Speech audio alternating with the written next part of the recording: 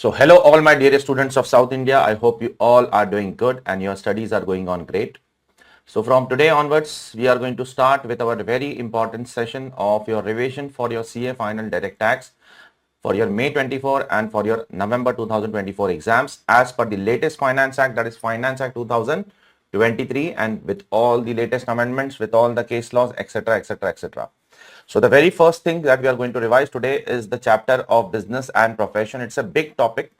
You all know that it is one of the biggest topic which is there in your syllabus, and also at the same time one of the most important topic which can come in your examination. Generally, the first question in the examination has to be from business and profession only. So let us start with our first chapter revision, that is business and profession, which will be 100% English. You will get lot of Hindi revisions on YouTube, but you will hardly get any English revision on YouTube, which will be so comprehensive, so detailed, covering each and every aspect with so much detail. Okay. So now we all know that the provisions of business and profession are covered from section 28 to section 44. The very first thing that we are going to do today is obviously section 28, which is charging section. And in section 28 also there are two types of charging section. One is a general charge, one is a special charge. Let's talk about the general charging section first. What does the general charging section says in section 28 clause 1? It says the profits and gains from business or profession carried on by an assessee at any time during the previous year. So the question will arise, what do I mean by business? What do I mean by profession? What do I mean by profits and gains? What do I mean by carried on by assessee? What do I mean by at any time during the previous year? We need to answer all these questions one by one. So the very first thing that we are addressing today is, what do I mean by the term business? The term business is defined in an inclusive manner as trade, commerce, manufacture, or anything in the nature of adventure. There has to be an adventure. Adventure means there has to be some kind of risk. But this definition by the government of India, which is given in section 2 clause 13, is very hopeless. There has to be some more detail, some more clarity in the definition. Therefore, the Supreme Court in the case of Barendra Prasad Ray has held that the business implies a systematic and organized activity by applying labor, by applying skill with a dominant intention of earning profit. So this definition by Supreme Court is much better as compared to the definition which is given by the income tax law in section 213. What does it say? What does this definition of Supreme Court says? It says that there has to be a systematic and organized activity. There has to be an application of labor. There has to be an application of your skill. There has to be an intention to earn profit. Then it can be called as business. But still, what is business? What is not a business is a matter of great discussion. You have to understand the term business by applying the facts of the case. By seeing the facts of the case, you can understand the term business. You cannot just have one single thumb rule to understand what is business, what is not business. Okay. Then we come to the definition, very small definition. What do I mean by the term profession? The term profession is defined under section 2 clause 36. What does it mean? Profession means, profession also is not defined in an exhaustive manner. Again, profession is defined in an inclusive manner. Profession includes what? Vocation. One single word definition. What do I mean by the term vocation then? Vocation means any occupation requiring some skill. If you are doing some occupation where you need some kind of skills, then it can be called as a vocation, and ultimately it can be called as a profession. Now, what is business? What is not a business? As I have told you, it is a matter of great discussion. It's a matter of great analysis of facts and analysis, facts and circumstances. But we have put some examples over here, which might be very important for all of us in the examination.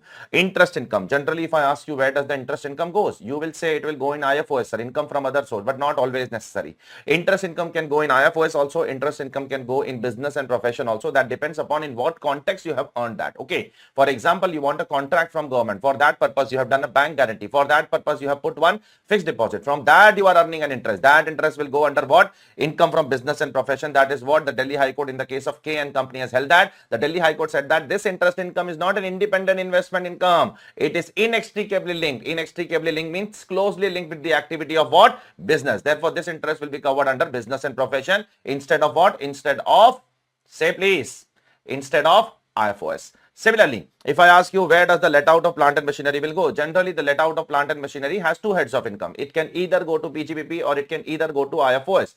But here the let out of income has gone to PGBP. Why? There was an assessee in whose factory there was some lockout because of some employee's problem, and because of that the businessman has applied his business mind, and therefore he has he thought that why to unnecessarily waste time. Let us give this particular thing for what?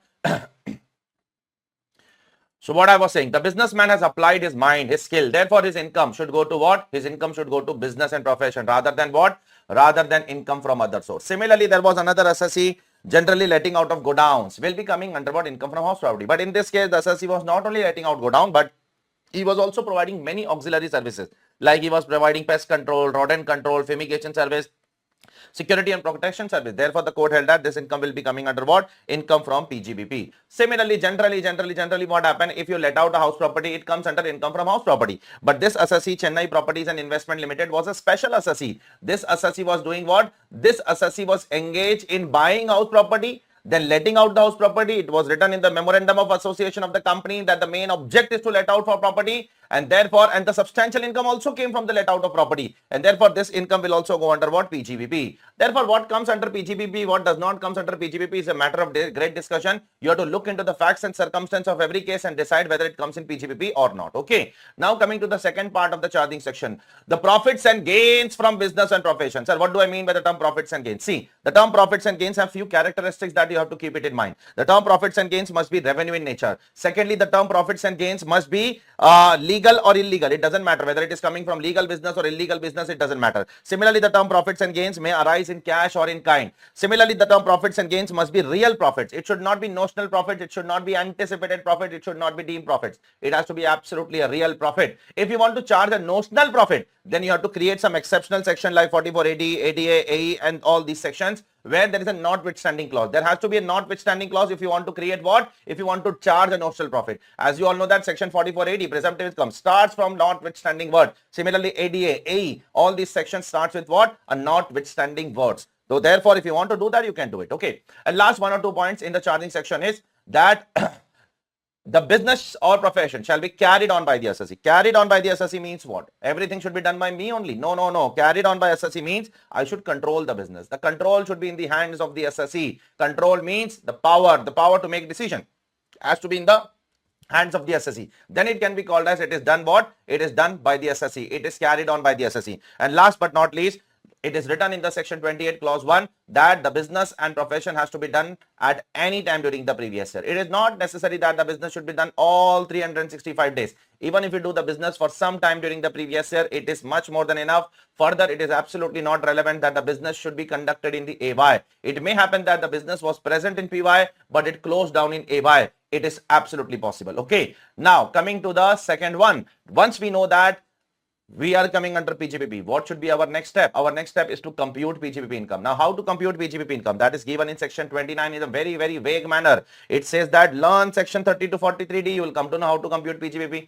Now, what is section 30 to 43D? Section 30 to 43 is generally all the deductions of business and profession and all the disallowances of business and profession. But before doing that, we need to have one PNL. How to make that PNL? For that purpose, we need to read section 145. 145, 3 subsections are there. Subsection 1 says that if you are under PGBP or IFOS, you can follow mercantile or cash, but regularly follow. Don't change on a year-to-year basis. Similarly, if you are following mercantile system, then you have to follow the accounting standards given by CBDT, that is ICDS. You cannot follow the ICAI accounting standard anymore now. You have to follow the accounting standard given by the CBDT. And the third one, if you do not comply with subsection 1 and subsection 2, then the AO will take a power in his hands to do best judgment assessment against you. So if you do not comply with subsection 1 and 2, then there can be a initiation of best judgment assessment against you. Okay. Now then this is just a diagram of what explanation of all division of all the sections from section 30 to 36, and then section 37(1), which is general section. 30 to 36 is your specific sections. 37 is your general deduction. In specific deductions also, there are 2 types of deductions. One which is available to all kinds of assessee and one which is available to certain sector wise and not to everybody. Okay. Now coming to some special charging section. Generally in the class, we do this at the end of the subject or end of the chapter, but here we are going to do along with the book itself. There are some special charging section which will not come in general charging section. So that's the reason government has made certain special clauses under section 28. The first one, 28(5)(a). What does it talk about?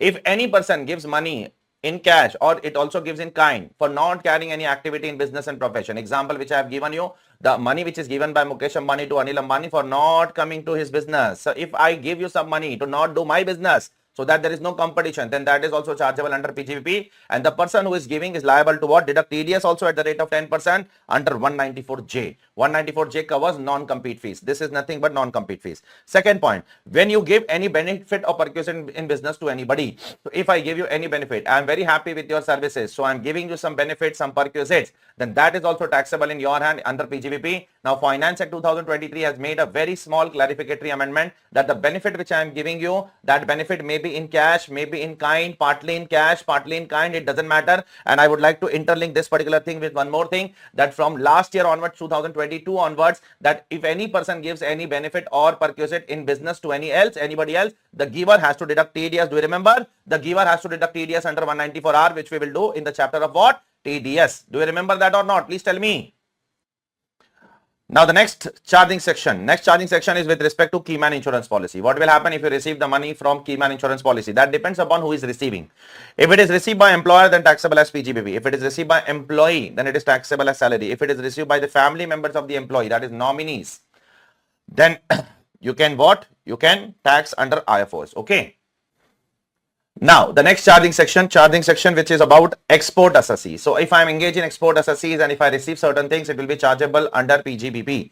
Suppose if I sell import-export license and if I have some profit on sale of license which is covered under import-export schemes of the government of India, then that will be chargeable under PGBP. Similarly, if you have done IDD, you might be knowing if you get some custom duty drawback, then that is also chargeable under PGBP. Similarly, if the government give you some cash assistance for export, generally to promote exports, the government give you some cash assistance. So that cash assistance will also be chargeable under the head PGBP. Okay. And one last thing in this chapter over here as of now is, if you enter into a contract with someone and if the contract is terminated by the other person, or if the contract is modified by the other person, and if the other person is giving you what? Is giving you compensation with respect to that business contract. Okay. Then that is chargeable in your hand under PGBP. Now, what if the other person is giving you some compensation with respect to a profession contract? If a profession contract is modified, or if a profession contract is terminated, and if the other person is giving you something, then that is not covered here, because what is covered over here is only business and not profession. Be very careful about it.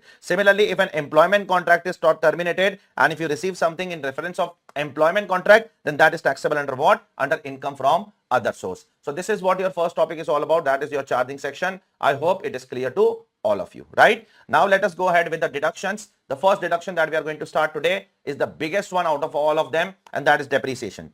You should know that there are 4 types of depreciation. One is the normal depreciation, another is additional depreciation, a third one is SLM depreciation for power generating units, and the fourth one is terminal depreciation, again for the power generating units and not for everybody. Okay. Now, first one, we are going to talk maximum about normal depreciation under block scheme only. The maximum discussion out of all 4 of them is about this one only. This is the maximum. Rest 3 of them is a very small part in your syllabus. Okay. The first one is normal depreciation under block scheme. There are some conditions that we have to fulfill. First of all, the assessee should be the owner if he wants to claim depreciation. Unfortunately, the word owner is not defined under the income tax law. Therefore, the Supreme Court in the case of Mysore Minerals Limited held that owner does not means legal owner. Owner means beneficial owner. Legal title, registration is all irrelevant. Who is owner? The legal owner is not the owner, but the beneficial owner will be the owner as per the income tax law. Okay. Second thing, in case of hire purchase and lease, who will claim depreciation? In case of lease transaction, the government said that the lessor will claim depreciation, and in case of hire purchase, the hire purchaser will claim depreciation. Both of them are said in the CBDT circular. Okay.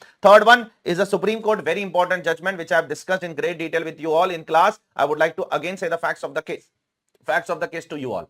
There was an assessee by the name called as ICDS Limited. ICDS Limited was an NBFC engaged in leasing of cars, leasing of vehicle to the customers. Now, suppose Mr. Palani wants a vehicle from me. So, he will come to me to buy a vehicle for long-term lease purpose, 4 years, 5 years, 6 years, 8 years. So, what I will do, I will buy a vehicle and I will give that vehicle for 5 year, 6 year lease period to Mr. Palani. Okay. Now, the question is, the vehicle will be in whose name? As per the Motor Vehicle Act, the vehicle has to be in the name of the customer. Okay. And obviously, the customer is going to drive the car. I am not going to drive the car. Okay. So, the assessing officer was saying that, no, you are not the owner. The paper owner is customer owner. Customer is the owner on paper. You are not the owner. And similarly, you are not driving the car. It is the customer who is driving the car. The matter went to Supreme Court and the assessee said that we are the owner and we are using the vehicle and we should get the depreciation. The Supreme Court also said that the assessee is the owner. Owner does not mean on paper. Owner means something who has absolute power on the vehicle.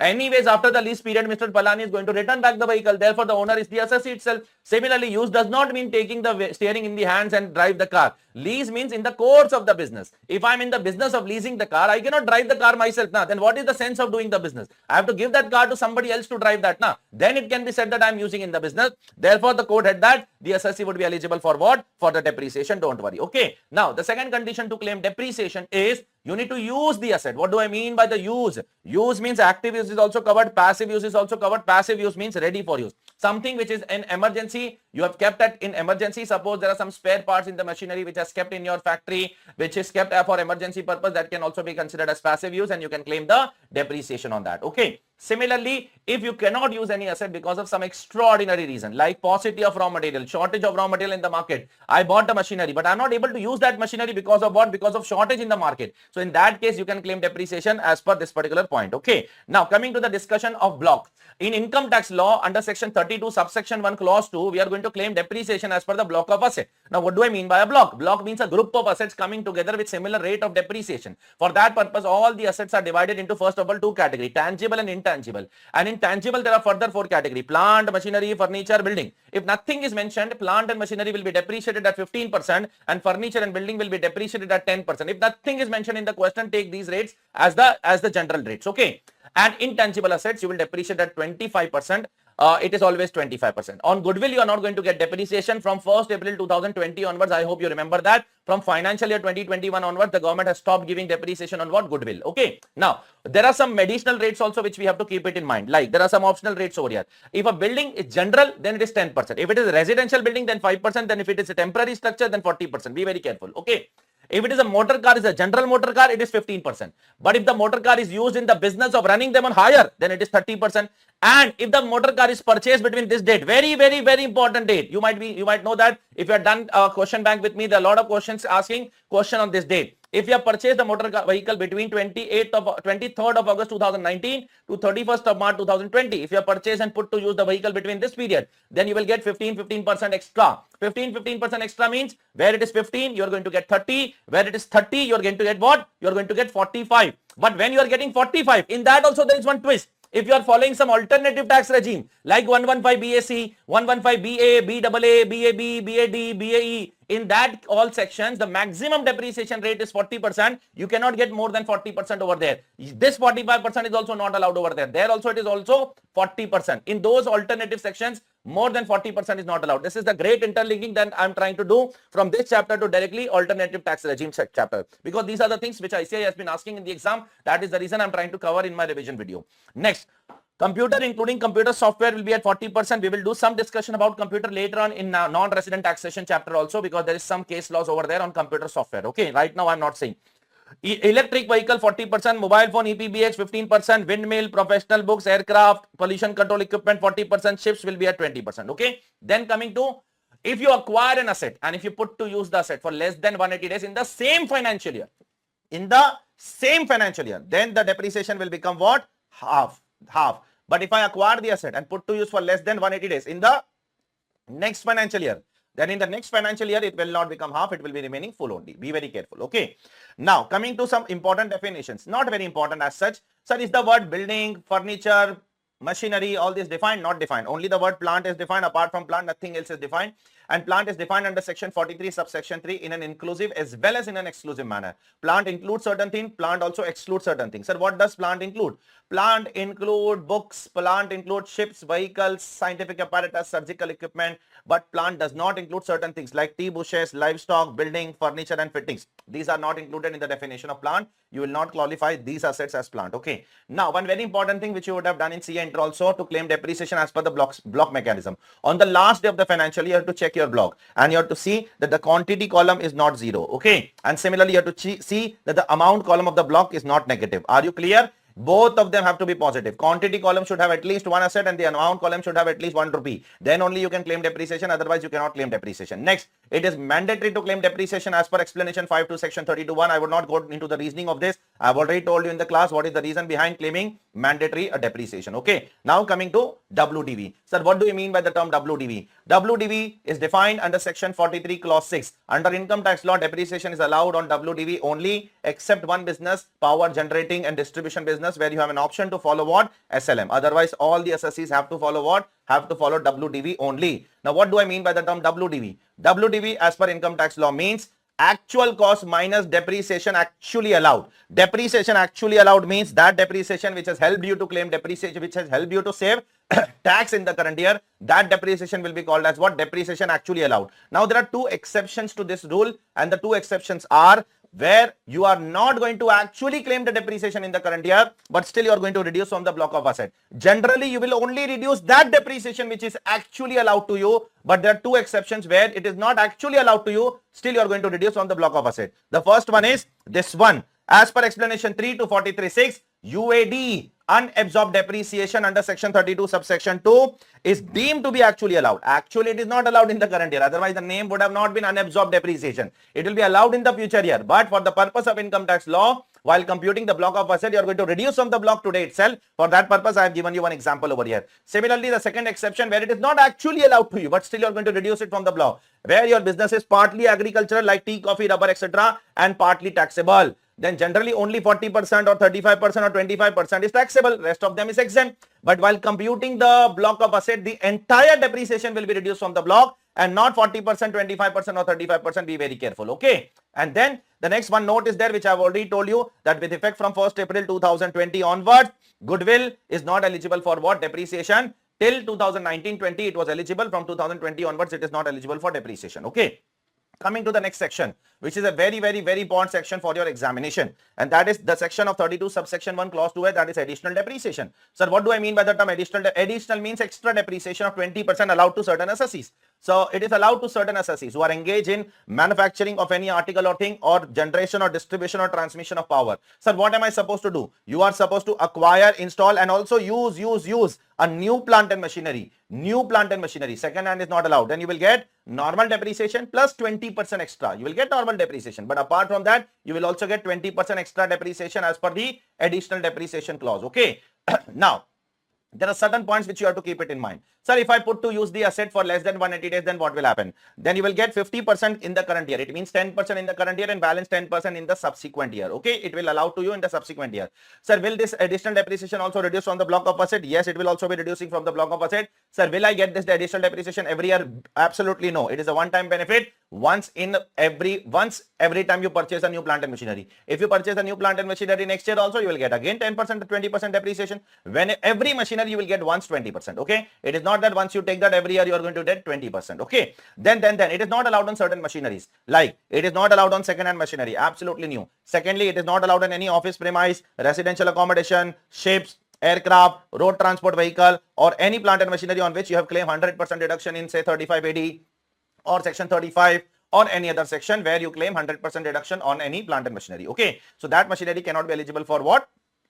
Additional depreciation. Last but not least, last 1 or 2 points. Sir, if I am engaged in printing, can I call myself as a manufacturer? Yes. If you are engaged in printing, or if you are engaged in printing and publishing, both, you can call yourself as a manufacturer and you can claim what? Additional depreciation. Okay. Then. Sir, if I purchase a motor vehicle, will I get an additional depreciation? No. Motor vehicle is not eligible for additional depreciation. But if you purchase a forklift trucks, which is used especially inside the factory, which is not used on the roads, which is used inside the factory, those are not considered to be vehicle as per the Motor Vehicle Act. And therefore, you can claim depreciation on what? Additional depreciation on forklift trucks. Is it clear, all of you? Please tell me. Now coming to a very big part of your this chapter, that is depreciation chapter. That is actual cost. We all know that the WDV means what? WDV means actual cost minus depreciation actually allowed. Therefore, the question will arise, what do I mean by the term? Actual cost. Therefore, the term actual cost is defined in section 43(1) as what? Actual cost means actual cost. Take everything in the actual cost and reduce some portion which is met directly or indirectly by any person like subsidy, grant, etc. You have to reduce it from there. Plus, if you purchase any asset and if you make the payment to that person in excess of 10,000 rupees, then you have to make the payment by account pay check, account pay draft, ECS or such other electronic mode. That is, you have to make the payment by these 4 modes. If you make the payment by anything other than these 4 modes, then that much part will not form part of actual cost. It means indirectly on that much part, you are not going to get what? Please tell me. Depreciation. On that much part, you are not going to get depreciation. Up to 10,000, you can purchase in cash. No issues. But more than 10,000, if you make a payment to one person in a day, you have to make the payment by 4 modes. Otherwise, you are not going to get the depreciation on that much portion. Okay. Then. If I take a loan, very simple. If I take a loan and till the time I don't put to use the asset, the interest will be capitalized to the asset. Okay. And once the asset is put to use, the interest will go to what? P&L account, and you can claim as a deduction under which section? Under very important section, section 36, subsection 1 and clause 3. Okay. You can claim over there. Then there are some small ICDs over here. Let me address them one by one. The tangible fixed asset says that if admin and general expenses do not relate to your fixed asset, then do not take it as a part of what? As a cost. If expenses are specifically attributable to asset, then those should also be included as a part of what? As a cost of asset. Similarly, if certain expenses which you are incurring on test run, commissioning, which is generally before the project start, before the business starts, then that should be capitalized to the cost of asset. Similarly, if you incur certain expenses after the production has started, then you can take that as what? As a revenue expense. In short, it is trying to tell us nothing but if an expense is related to an asset, until the time the asset is not put to use, you have to capitalize. Once the asset is put to use, you have to take that to P&L and take the respective section deduction. Now, on borrowing cost, there is one small ICDS which I would like to address you all, that if you have taken a loan and the loan is specifically for qualifying asset. What do I mean by qualifying asset? The qualifying asset definition is same as your accounting standard. A qualifying asset is an asset which takes substantial period of time for it to be ready for its intended use. Have you heard this sentence or not in financial reporting? So if any asset is taking substantial period of time to get it ready, that asset is called as a qualifying asset. So if I am taking loan specifically for qualifying asset, then close your eyes and capitalize that much cost. Okay, that much borrowing cost will be directly capitalized to the cost of asset. But if there are general borrowing means you have taken a loan not only for qualifying asset but for many assets. You have also taken loan for investment. You have taken loan for keeping it in your stock. You have also taken loan for keeping it in your bank as a working capital. And some portion is also there in the qualifying asset. Then you have to capitalize by using this formula, A into B divided by C. Okay. This formula will tell us how much to capitalize. Sir, what is A? A is your borrowing cost other than the directly relatable borrowing. It means indirect borrowal will come over here. Direct borrowal is all anyways what? Capitalized in point number 1. Okay. What is B? B is something which I am going to tell you in a while. What is C? First I will take that. Average of total assets appearing on the balance sheet on the first day and the last day. So I have to take the balance sheet total asset 1st April 2023, 31st March 2024 divided by 2. Okay. Now what is B? B can be 3 points. First, take the average of qualifying asset as of the first and the last day of the previous year.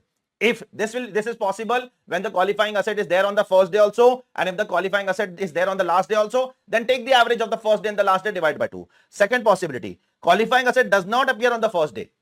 It means qualifying asset started from June, July, August, September. It was not there in 1st April, or both. Then half of the cost of asset should be taken. Qualifying asset is not there on the first day, then take half of the cost of asset. Okay. Third, qualifying asset does not appear on the last day. It means it was appearing on the first day. Then take the average on first day, that is 1st April, and the date on which it is put to use. It means the date on which it is no more qualifying. For example, on first day it was qualifying, in December it is ready for use. So it cannot be called as qualifying, right? So take the value of first day and December, divide by 2, that will be your value. Last but not least, the same thing is repeating over here. Once the asset is put to use, you can claim as what? As a revenue expenditure under section 36, subsection 1, clause 3. Okay. Now, coming to some explanations which are given under section 43.1, which defines certain actual costs in certain special cases. Okay. In which the first one I am not going to say, the second one also I am not going to say. I am going to speak with the respective chapter, as I have told you in the class also. I have spoken with the respective chapter only. Scientific research, I will be talking with scientific research. Second one, conversion of SIT into capital asset, I will be speaking with capital gains. I will be dealing with them with the respective chapter only. I am dealing something which is independent of any other chapter. Point number 2, if I receive any asset in the form of a gift, or in the form of inheritance, or in the form of a will from someone, then what will be my actual cost? Very simple. Whatever is the WDV in your hands, that will become my actual cost. As simple as that. Check it please. Actual cost minus depreciation actually allowed to the previous owner, that will become my actual cost. Okay. Next, if I sell some asset at a very high price to you, okay, so 1 lakh rupees is the FMV of the asset. I am deliberately selling at what? 4 lakh rupees to you. So then the assessing officer will come into picture and will do one thing in your case. The assessing officer will catch you and will tell you that no, I will determine the FMV of the asset by taking the approval from joint commissioner. Okay. And then the assessing officer will determine the FMV, the cost of the asset, by taking the prior approval from the joint commissioner. Okay. Next one, I sell you an asset. I am Mr. A, I am selling some asset to Mr. B. Mr. B is selling some asset to Mr. C, and then Mr. C is again selling that asset to me. So I am selling and repurchasing. So if I am selling some asset and then repurchasing the same asset, then what will be the actual cost? The actual cost in that case will be lower of 2 items. WDV at the time of first transfer, when I sold, at that time what was the WDV? Compare with the repurchase price when I purchased from you. Whichever is lower, that will become my actual cost. You can check it over here. When I sold for the first time, what was the WDV at that time? Compare with the repurchase price. Whichever is lower, that will be considered as what? As my actual cost. Is it clear to all of you? Please tell me. Next one. Suppose you are there in front of me. It's a story between you and me. You are using some asset. Okay. You are using some asset. You are claiming some depreciation on that asset. Okay. And then you are selling that asset to me. Okay. Now what am I doing? I am leasing back that asset to you. First, you are using some asset, you are claiming depreciation on that. Now you are selling that asset to me, and now I am leasing back that asset to you. So what will be the actual cost of that asset in my hands? The actual cost will be WDV in your hands. Whatever was the WDV at the time of sale in your hands, that will be the actual cost in my hands. Okay, so at what price you have sold me, that is of no relevance under the income tax law. What is relevant under the income tax law? What is the WDV at the time of transfer by you? When you sold me for 5 lakh rupees, but the WDV of that asset in your hands was only 2 lakh rupees. So that 2 lakh will become what? Actual cost in my hands if I purchase from you and if I finance you back. Okay, next one. If I bring personal plant, personal machinery, personal furniture into business, my personal AC I brought into my office, my personal car I brought into my office, my personal laptop I brought into my office, actual cost will remain actual cost. Actual cost will not change in that case. Okay, actual cost will remain actual cost only. What if I convert my personal building into a business building? Then the actual cost is defined in explanation 5, and that is the cost of the building as reduced by the notional depreciation. Okay, suppose I purchased the building in 2015 and I'm bringing that into business in 2023-24. So from 2015 to till last year, whatever is the notional depreciation, I have to reduce it from the actual cost. Sir, what would be the rate of depreciation? The rate of depreciation would be the current year rate, that is 23-24 rate. So only building WDV has to be computed. For rest of the assets, you have to directly take what? Please tell me the actual cost as your actual cost when you bring from personal purpose to business purpose. Okay. Then in between, there are some explanation like explanation 6, 7, which will be covered later on in amalgamation and demerger, etc., etc. Okay. 8 also I have told you, once the asset is put to use, then you cannot take the interest in the cost of asset. Then you have to take the interest where? In the P&L account. Once the asset is put to use, after that the interest will go to P&L account. Now explanation 9. If you are buying some asset on which there is some GST or some indirect taxes which are there, then you have an option to either take the credit of indirect tax or you can claim the depreciation on that indirect tax. So if you have already taken credit on that input tax credit you have taken on GST, then on that much portion you cannot take what? Please tell me. Depreciation under the income tax law. You cannot get both the benefits at the same time. Next, if there is some asset for which if somebody has given you some subsidy, grant or reimbursement, okay, and if it is directly relatable to the asset, then reduce from the cost of asset. I am buying some asset and somebody is giving some subsidy, some grant, some reimbursement. I have to reduce from the cost of asset. Okay. Now, suppose I am not buying one single asset, but I am buying group of assets. The group of assets are worth 120 crores. In that 120 crores, I am going to buy some plant, some machinery, some furniture, some building. And if somebody is financing me 20%, okay, 20% of the entire project is financed. Then from where I will reduce the actual cost. So the law says that if you are buying group of assets, then you have to reduce proportionately from everywhere 20%. Are you clear? Please tell me. From plant 20%, from building 20%, from furniture 20%, from machinery 20%. Okay, this is what it is written over here. And one last explanation over here is, if a non-resident is bringing some assets from outside India to India for business. Suppose a non-resident was doing business outside India. He was using some computers outside India. Now he is bringing that computer to India to do business in India. So what will be the actual cost of that computer? It is nothing but the WDV in the hands of the non-resident. Okay. Assume that he was using that asset in India since the day one and find out the WDV. Whatever the WDV will come, that will become what? That will become the actual cost in the hands of non-resident in India for the purpose of doing business in India. Okay. Now coming to some very important issues. Pay attention, please. The government has made an amendment in 2015 in the definition of income. The definition of income is given under section 2, clause 24. In this clause, they have inserted one more subclause, that is subclause 18. And they have put all these items as income. All these are income. The government in 2015 said that subsidy is an income, grant is an income, cash incentive is an income, duty drawback is an income, waiver is an income, concession is an income, reimbursement is an income. If it is an income, then you have to pay tax on this. But when it is an income, if it is given by central government, state government, any authority, body or agency, then only it is income, otherwise not. Okay. Now the question will arise, what if the subsidy, grant or reimbursement is with respect to fixed asset? Then what shall I do? Because if the subsidy, grant and reimbursement is with respect to fixed asset, then we have already done explanation 10, correct or not? You have to reduce from the block of asset. So here also the law says that this is excluded. Are you clear? If the subsidy, grant and reimbursement is with respect to fixed asset, then follow explanation 10 to 43. Are you clear? Are you clear? Similarly, if the subsidy etc. is given by central government, is given by whom? Central government, to any central government trust or any state government trust. If the subsidy is given by central government, or if the grant is given by central government to any central government trust or to any state government trust, then that is also not taxable. Is it clear? Is it clear? And third one, if the LPG subsidy is given or other welfare subsidy is given for the benefits of individuals of this country. So if the government is giving you LPG subsidy, if the government is giving you education subsidy, this subsidy, that subsidy, then that is also not taxable. Okay, are you clear? Nowadays you might be knowing that the government is giving, if you buy an electric vehicle, the government is giving you subsidy on that also. I'm buying electric vehicle, right? to promote electricity, then that will also not be taxable. That is for the benefits of the individuals. Are you clear? So the rule of law is very simple. If I want to make what? A consolidation of this concept. If the subsidy, grant, etc. is for fixed assets, then reduce from actual cost. Okay. If it is with respect to fixed asset, then reduce from the cost of the asset. Are you clear? But if the same subsidy, etc. is given by central government, state government, any authority body for other purpose, not for fixed asset, then it is income. And if it is given by other than these people, then it is not taxable, because what is taxable is only if it is given by these people. Are you clear or not? Please tell me. Okay, now there is one accounting standard, ICDS on the same, on government grant, which says the following things. See, you should not recognize the grant until there is a reasonable assurance. What is the reasonable assurance? That you will comply with all the conditions. Once you know that you will comply with all the conditions, then only recognize the grant. Secondly, once you know that the government will give you the grant, only then recognize. Otherwise, don't recognize. Okay. The government has promised you that we will give you 2,000 crore rupees. Don't recognize that unless and until they give you. Okay. Unless and until you are sure that you are going to receive that. Secondly, once you receive it, then you should not postpone. Recognize that and pay the tax. Okay. Are you clear?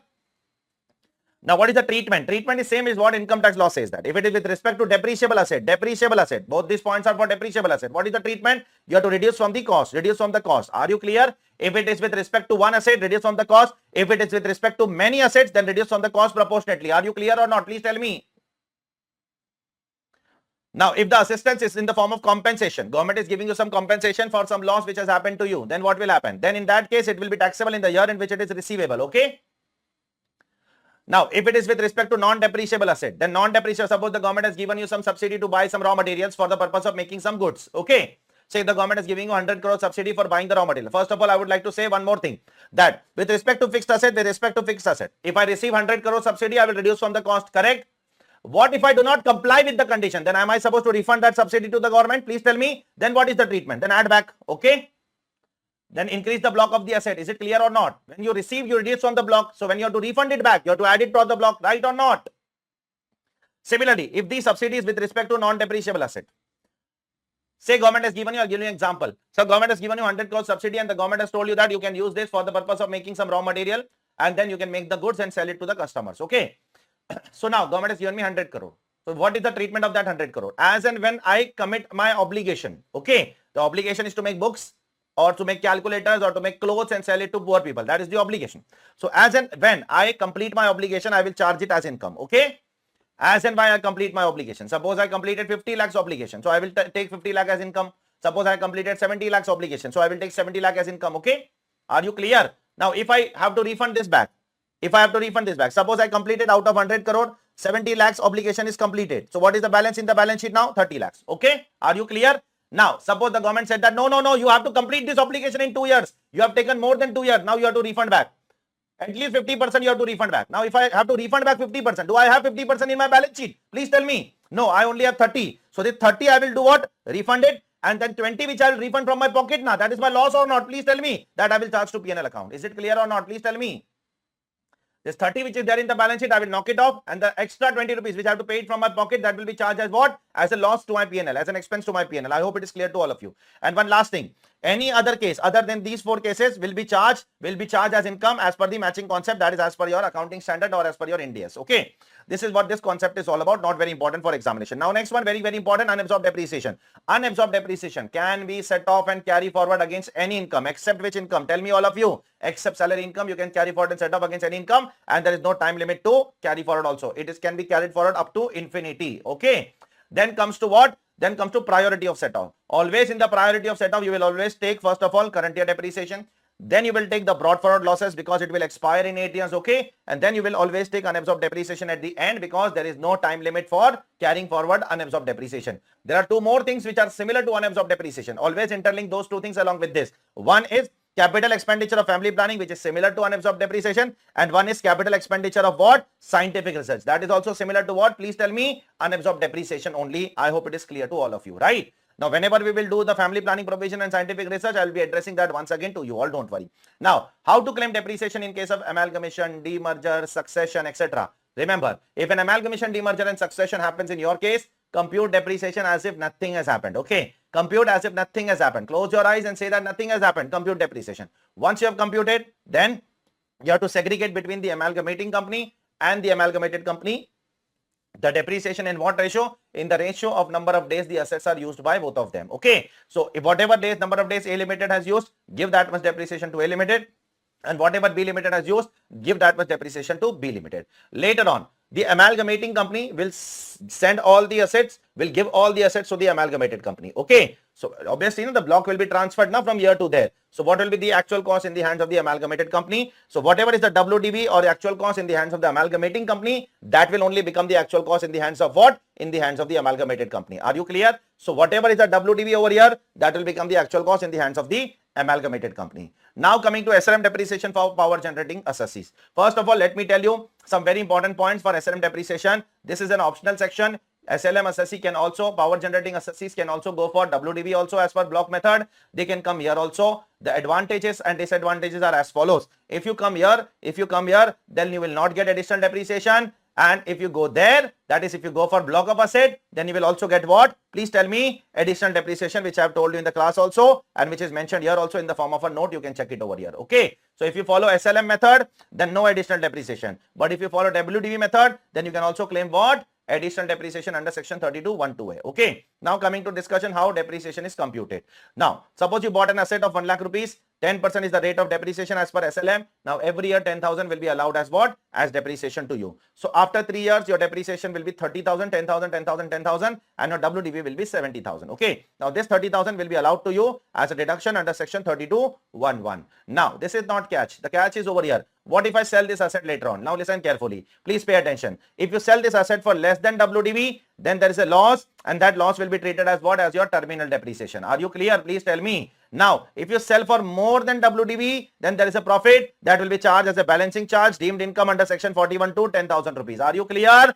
And if you sell this for 1,20,000, which is more than WDV also, and which is more than cost also. So the 30,000, which was claimed as depreciation earlier, will be charged as deemed income, and the over and above cost, whatever you are recovering, that will be charged as what? Capital gains. Is it clear? Please tell me. Over and above cost. Over and above cost, how much you are recovering? You are recovering 20,000 rupees over and above cost. That will be charged as what? As capital gains income. Is it clear? Now, there is a special charging section. There is a special cost computation section over here. What is the cost in all these three cases? If somebody asks you what is the cost of the asset, you will say 1 lakh rupees, correct? 1 lakh is the cost of asset, but it is not like that. The government says that for computing cost, you have to follow this formula. That is WDV. WDV. What is WDV? 70,000. Okay. Plus balancing charge. If it is there, you have to add that. And then terminal depreciation, you have to reduce.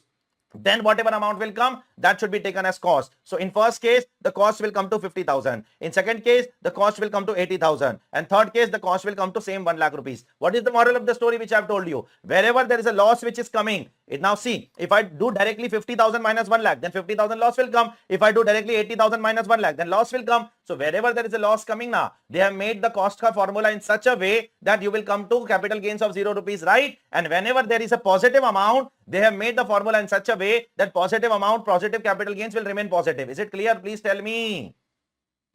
Shall I go ahead? And one last thing over here is comparison of section 43A versus 43AA. 43A very important section. 43AA not very important section. But 43A very important section. Sir, what is 43A? First of all, let me tell you 43A. If you purchase a fixed asset, condition number 1, from outside India, condition number 2, in foreign currency loan, condition number 3. So if you import an asset and there is a foreign currency loan, then the gain or loss on the date of payment, not on 31st March, on payment basis, on the date of payment, the gain and loss will be adjusted in the WDV of the block of asset. If there is a loss, you will add to the loss of block of asset. I have given you example also. In the class, you can go and see that. If there is a loss on date of payment, not on 31st March, on date of payment, not like accounts, on payment basis. On accounts, you recognize loss on 31st March, correct? On accrual basis, but not in 43A. So on 31st March, you're not going to do anything. Whenever you will make the payment, at that time, if there is a loss, add to the cost of asset. If there is a gain, reduce from the cost of asset. Okay, this is what 43A says that. But what about other losses? If there is a loss on debtor, if there is a loss on creditor, if there is a foreign currency loss on expenses, if there is a foreign currency loss on what? Derivatives or some other items. Okay, then what will do? Then you will follow, other than 43A, you will follow 43AA, and in 43AA, you will follow as per ICDS, and ICDS follow the same thing which you do in accounts. That is, record the transaction on the date of transaction on 31st March, reinstate, and accordingly you can do the transaction. Is it clear, please? So 43AA covers everything except what is covered in 43A. Okay. Now what are the examples of gain or loss which covers everything that cannot come over here will come over here?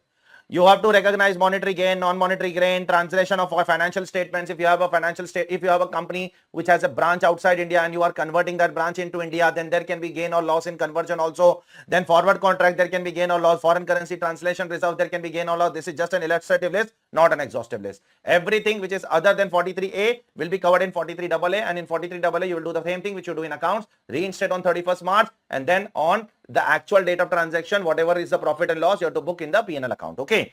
Then there is one small ICDS which is similar to what you have done it in accounts, so I'm not speaking much on that. You can go through it. Okay. Now coming to what? The next deductions. What are the next deductions? Next deductions are covered in section 30, section 31 and section 36. These are the three small deductions that we are going to do in this chapter. First of all, section 30 covers 4 deductions: rent, rate, taxes and repairs of insurance, building, etc. Okay. So first expense is rent.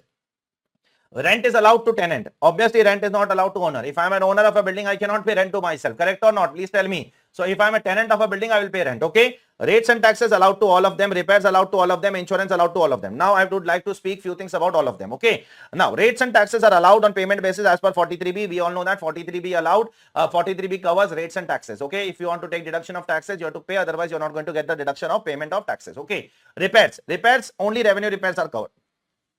If you do revenue repair, it is allowed. If you do capital repair, then what to do? If an owner does capital repair, the owner will add the capital repair to the cost of the building and then he will claim depreciation. Okay. What if the tenant does the capital repair? Then tenant will create a deemed building concept in its books of accounts. Okay. Tenant will create what? A deemed building concept, and tenant will also get the deduction of what? Deduction of capital repair, depreciation. Okay. Is it clear? Then comes a small point over here which is there in one of your questions. That is the reason we have covered this particular point over here. Generally, if you want to claim the repairs now, it has to be written in the agreement that I undertake to bear the repairs. Only then you are going to get the deduction of repairs. Otherwise, not. I'm talking about tenant. If it is not written in the agreement now that I undertake to bear the repairs, then section 30 will not allow you the deduction of repairs. Now what happened? Suddenly one day something happened and therefore I had to repair. The tenant had to repair, but on agreement it was not written. But still I have done it from my side. I have repaired it. Okay. So that my business is not interrupted. The landlord is saying, I'm not going to repair. It is written in the agreement that you are going to repair. So I repaired from my pocket. So will I get the deduction under section 30? The answer is no. I'm not going to get the deduction under section 30. But in such case, if it is incurred for the purpose of business and profession, you can claim the deduction under which section? Please tell me. 37(1). You can claim deduction under which section? Under 37(1). You can definitely claim that as a deduction. Is it clear, all of you? Now coming to section 31. Section 31 covers 2 expenses: repairs and insurance of plant, machinery and furniture. Repair again should not be capital, and then insurance you can claim. Rent is not covered. If you take plant, machinery and furniture on rent, rent is not deductible here. It is deductible under 37(1). Okay, 37(1) you can claim as a deduction. Okay. Now coming to section 36. In section 36 there are a lot of clauses. Section 36 subsection 1 there are multiple clauses. Okay. First of all, if you pay insurance premium for stocks, then you can claim deduction over here. If you pay health insurance premium for your employees, you can claim deduction over here, but you have to pay other than cash. Do not make the payment in cash. Even a single rupee, if you make the payment in cash, it is not allowed. Third one, bonus and commission is allowed over here, but bonus and commission is subject to 43B. Subject to 43B means what? It is allowed on payment basis. It is not allowed on what? Accrual basis. You have to make the payment, then you will get the deduction. Otherwise, you are not going to get the deduction. Next, one important point over is here, where such sum represents profits, then not allowed. For example, there are four shareholders in your company. All of them are equal shareholder, 25%, 25%, 25%, 25%. Out of which 2 of them are employees and 2 of them are just shareholders. Okay. So all those who are employees now, to those employees you are giving less dividend and more bonus. Okay. So if there are 4 shareholders, out of which 2 are employees, 2 are normal shareholders and 2 are shareholders as well as employees, you should pay 25,000 to everybody. Correct. So, but to 2 employees, 2 shareholders, you are paying 25,000, 25,000, and to 2 employees, you are paying only 5,000, 5,000. Okay. To only 5,000, 5,000 dividend, and the remaining 20,000 you are showing as what? As bonus. What are you trying to show? You are trying to show your dividend portion as what? Please tell me. As a bonus. And that is not allowed. If there are 4 shareholders, all of them are equal shareholders, then everybody deserves to get equal dividend. You cannot remove dividend and show that as what? As bonus and claim deduction. That will not be allowed under PGBP. Next. 36 subsection 1 clause 3. Very, very, very important section practically and academically at both the levels. That is interest on borrowed capital. What am I supposed to do to claim deduction under this section? You have to borrow money and then you have to use that money for the purpose of business and profession, and then you have to pay interest on that. You will get the deduction. Okay. Sir, use for the purpose of business and profession means what? There is a wide variety of meaning of this. You can use it for the purpose of what? Paying some expenses, for buying some assets, even for paying some rental expenses, salary expenses, buying of raw material. It's a very wider term. You can use it for various purposes in the business. Okay.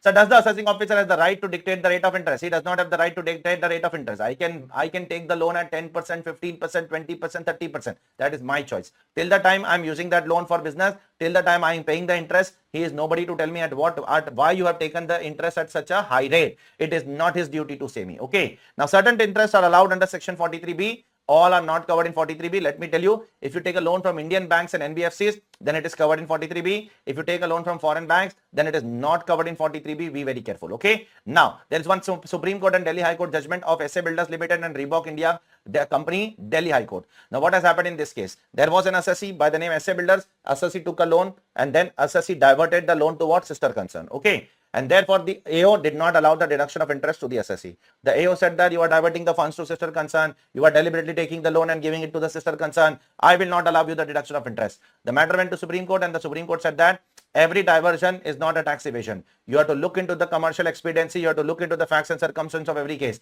If the assessee has taken a loan and given to the subsidiary, and subsidiary is an integral part of the business, and subsidiary is using the money for the purpose of business, not for personal purposes of the directors or something like that, then the interest should be allowed as deduction to the parent company also. Did you understand what I said? Therefore, you have to look into the facts and circumstances of every case. Every diversion of fund is not a tax evasion. Okay. Then, if I take a loan to pay income tax, will I get the deduction? The answer is no. Income tax is a personal tax. What if I take the loan to pay GST? Will I get the deduction? The answer is yes. GST is a business liability. Then coming to the next discussion, which is again a very important discussion. There is a Delhi High Court judgment on Gujarat Guardian Limited. The assessee took a long-term loan of 10 years from IDBI. IDBI is a public financial institution. Now, later on, after some years, what assessee did? Assessee went to the bank for restructuring of the loan to reduce the rate of interest. So, if I want to reduce the rate of interest, I can go to the bank and request the bank. The bank will tell you to make some payment. So, I made the payment. Whatever payment the bank asked for, I made the payment. Say I made the payment of 10 lakh rupees. That can be called as a lump sum prepayment premium to the bank. Okay. So, that lump sum prepayment premium, why I made? Because I want to reduce my interest. Now, the moment I made the payment of one lump sum prepayment premium, I claim that as a deduction in one shot in one financial year. The assessing officer said that no, you cannot get the deduction in 1 year. It will be allowed over the life of the loan. I went to the matter went to the Delhi High Court. The Delhi High Court said that we need to identify whether this lump sum prepayment premium is interest or not. If it is interest, then it should be allowed in one single shot, because interest from a loan from public financial institution is allowed as per 43B and on payment basis and not on accrual basis. So the Delhi High Court opened the definition of interest. What do I mean by the term interest? Is the word interest defined? Yes, it is defined in section 228A. Interest means not only interest but also includes any service fee, other charge in respect of money borrowed and debt incurred. And therefore the Delhi High Court said that this lump sum premium can be called as other charge in respect of money borrowed, and therefore this lump sum premium is interest. And because it is an interest, it shall be allowed as one deduction as per section 43B, because the person who is giving the loan is a public financial institution. It's an Indian bank. It is covered in 43B. Moral of the story, this lump sum prepayment premium should be allowed as deduction in how many installments? In one single installment. Okay. Coming to the next one, discount in zero coupon bond. Zero coupon bond is something which you issue at discount and which you redeem at par. And whatever is the difference, that difference will be allowed as what? Deduction to the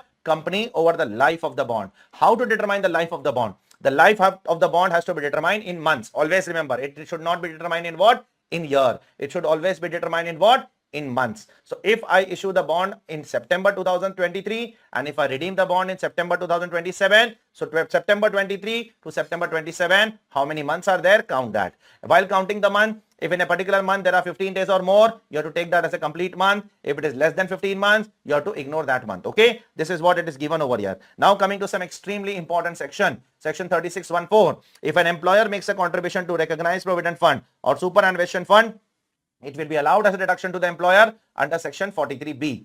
It means you have to make the payment, then only it is allowed, and the payment has to be made till when? Till the due date of filing of return. Okay, because 43B gives you the time to make the payment till the due date of filing of return. Similarly, the second one is a very famous adjustment of ICIA. They have been asking this point again and again, so please be very careful with this point.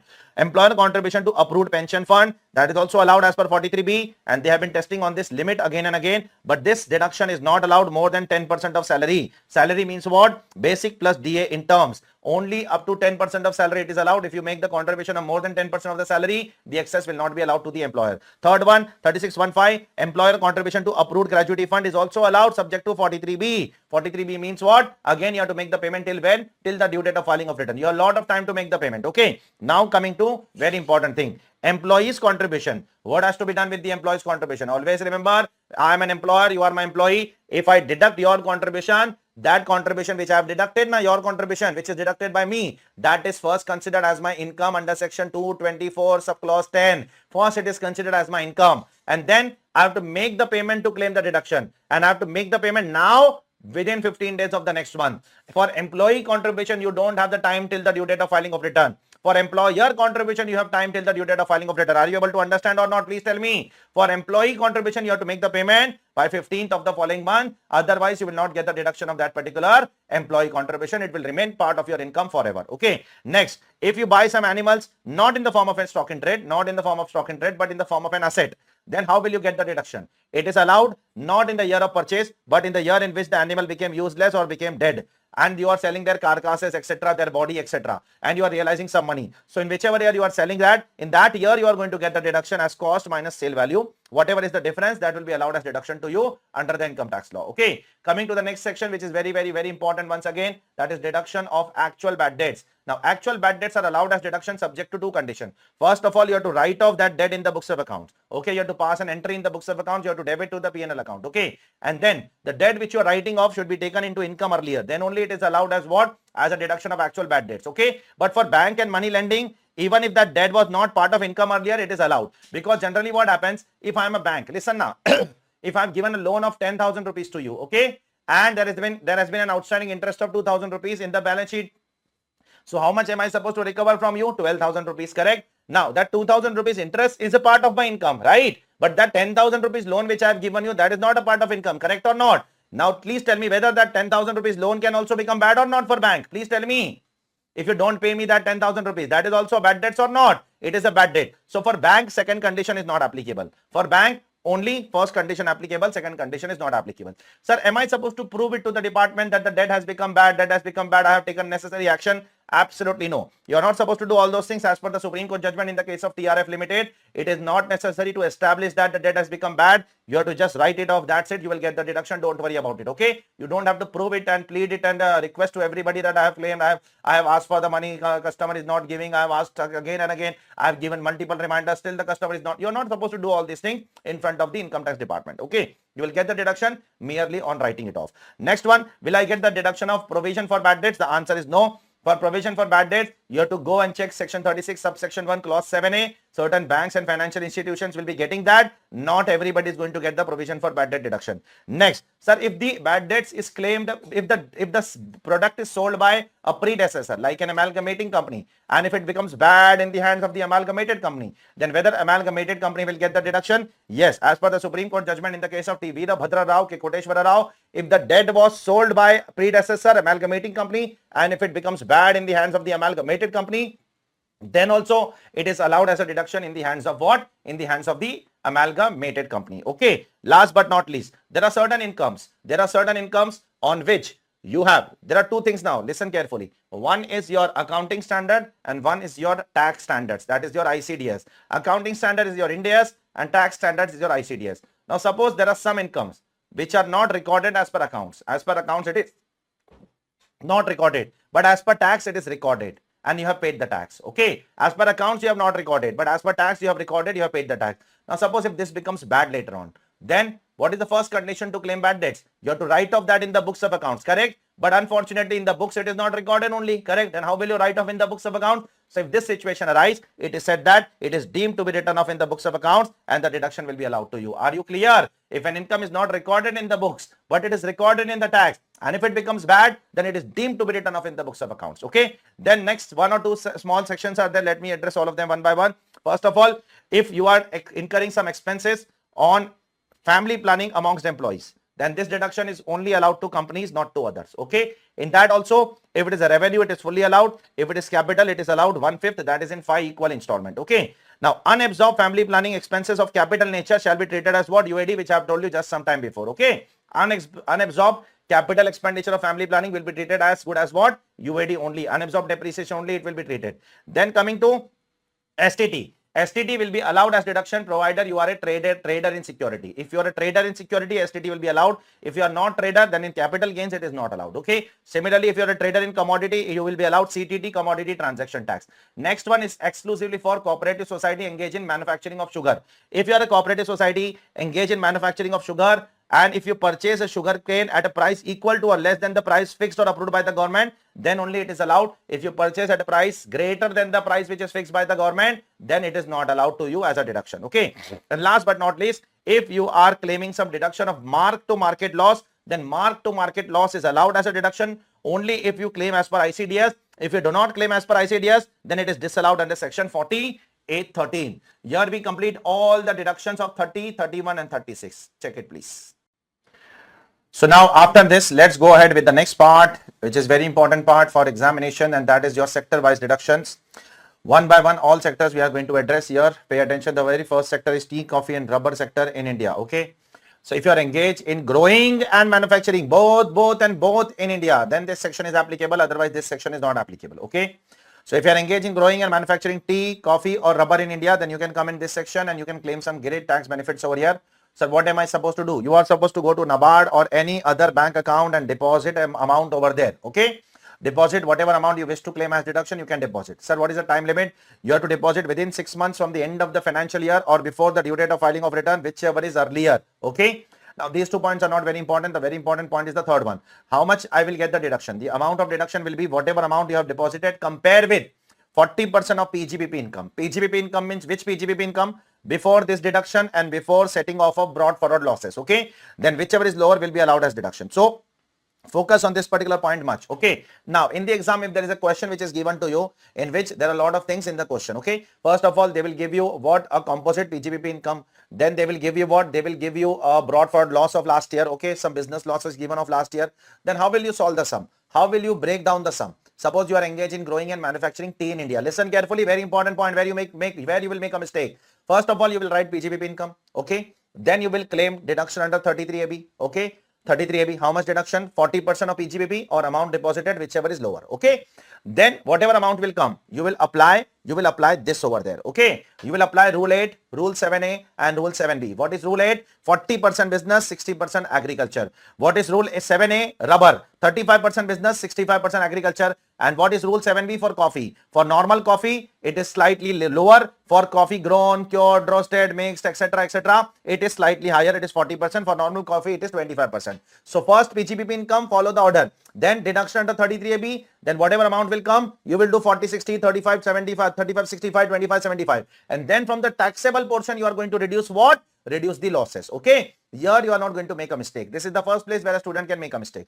Now. Once I deposit, what is my obligation in future? In future, it is your obligation to withdraw that money and use it for the purpose of business. Okay. Now, in some cases, if I withdraw, it is taxable. In some cases, if I withdraw, it is exempt. Like if I close my business and withdraw, then it is taxable. If there is a dissolution of a firm and if I withdraw, then it is taxable. But if there is a death of an assessee or partition of HUF or liquidation of company and if I withdraw, then it is fully exempt. Is it clear all of you? So in these 3 cases, when you withdraw the money from the NABARD scheme, it is fully exempt. You don't have to use that money anywhere. It is, you can take it to your home, okay, and use it for any purpose. Now, while the business, these 5 cases were cases of closure of business. In all the 5 cases, you can see that the business is getting closed. What if my business is not getting closed and if I withdraw the money? If your business is not getting closed, your business is continued. There is no death of assessee, there is no partition, there is no liquidation, there is no dissolution, there is no closure. It's a normal business. It's a going concern business. And if I withdraw the money, then what will happen? Then in that case, if you withdraw the money, you have to utilize the money for the object of the business, for the purpose of the business in the same financial year itself. Okay. By the end of the financial year, whichever year you withdraw, if you withdraw in 26, 27, then you have to use that money for the objects of the business by 31st of March 2027. Okay. If I don't use it by 31st of March 2027, that is the year in which I withdraw,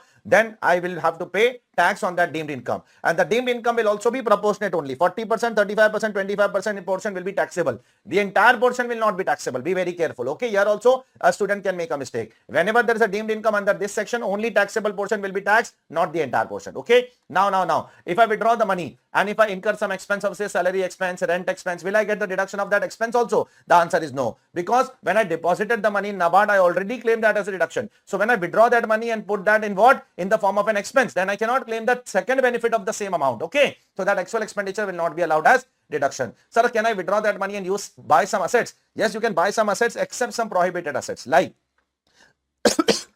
you should not use that money to buy plant and machinery which is installed in office, or which is installed in residential accommodation or office appliance. Computers you can buy, computer is allowed to be bought. Okay, you can buy computers. Last but not least, if I buy an asset, you have to keep that asset for a period of 8 years. You cannot sell for a period of 8 years. 8-year lock-in is there. If you sell within 8 years, there will be deemed income. There will also be an implication of capital gains on you for selling the assets. Okay. Further, there are some exceptions in which case you can sell the asset within 8 years also. If you sell the government, it is okay. If you sell to local authority, it is okay. And if you sell in the case of a succession of a firm to a company, it is okay. Okay. These are the few exceptional cases where if you sell within 8 years, then also it is allowed by the government. Okay.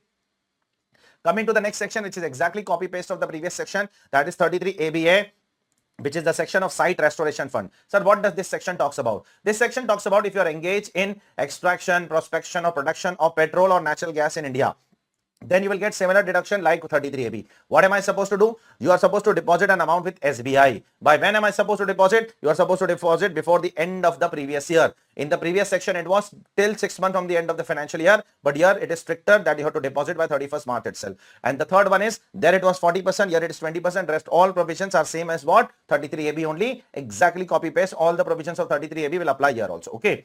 Now coming to something very, very important. Now between 33AB and ABA, 33AB is important, ABA is not at all important in exam. Never ever they have asked any question on this. Okay. Now coming to section 35. What does section 35 talks about? It talks about scientific research deduction. Okay.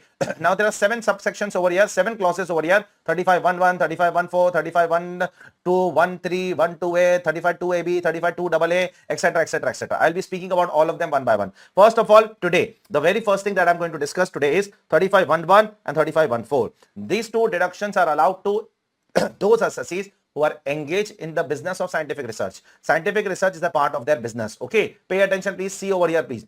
If scientific research is a part of your business. Now, 35.11 is allowed to whom? Is allowed to if my business is of scientific research, like if I'm Cipla, if I'm Tata Motors, if I'm Infosys, etc. And there is a business department, there is a research and development department in my business. Now, if I incur revenue expense, I will get 100% deduction. If I incur any capital expenditure except land, I will get 100% deduction. In revenue, if I incur before the business commences, for the last 3 years, I will get 100% deduction. Beyond 3 years, I will not get any deduction. Before commencement also, I will get 100% deduction. It is just that I have to take an approval of DGIT. Okay, I will get the deduction of pre-commencement also of salary, purchase of material, etc., etc., etc. Post-commencement also, I will get 100% deduction.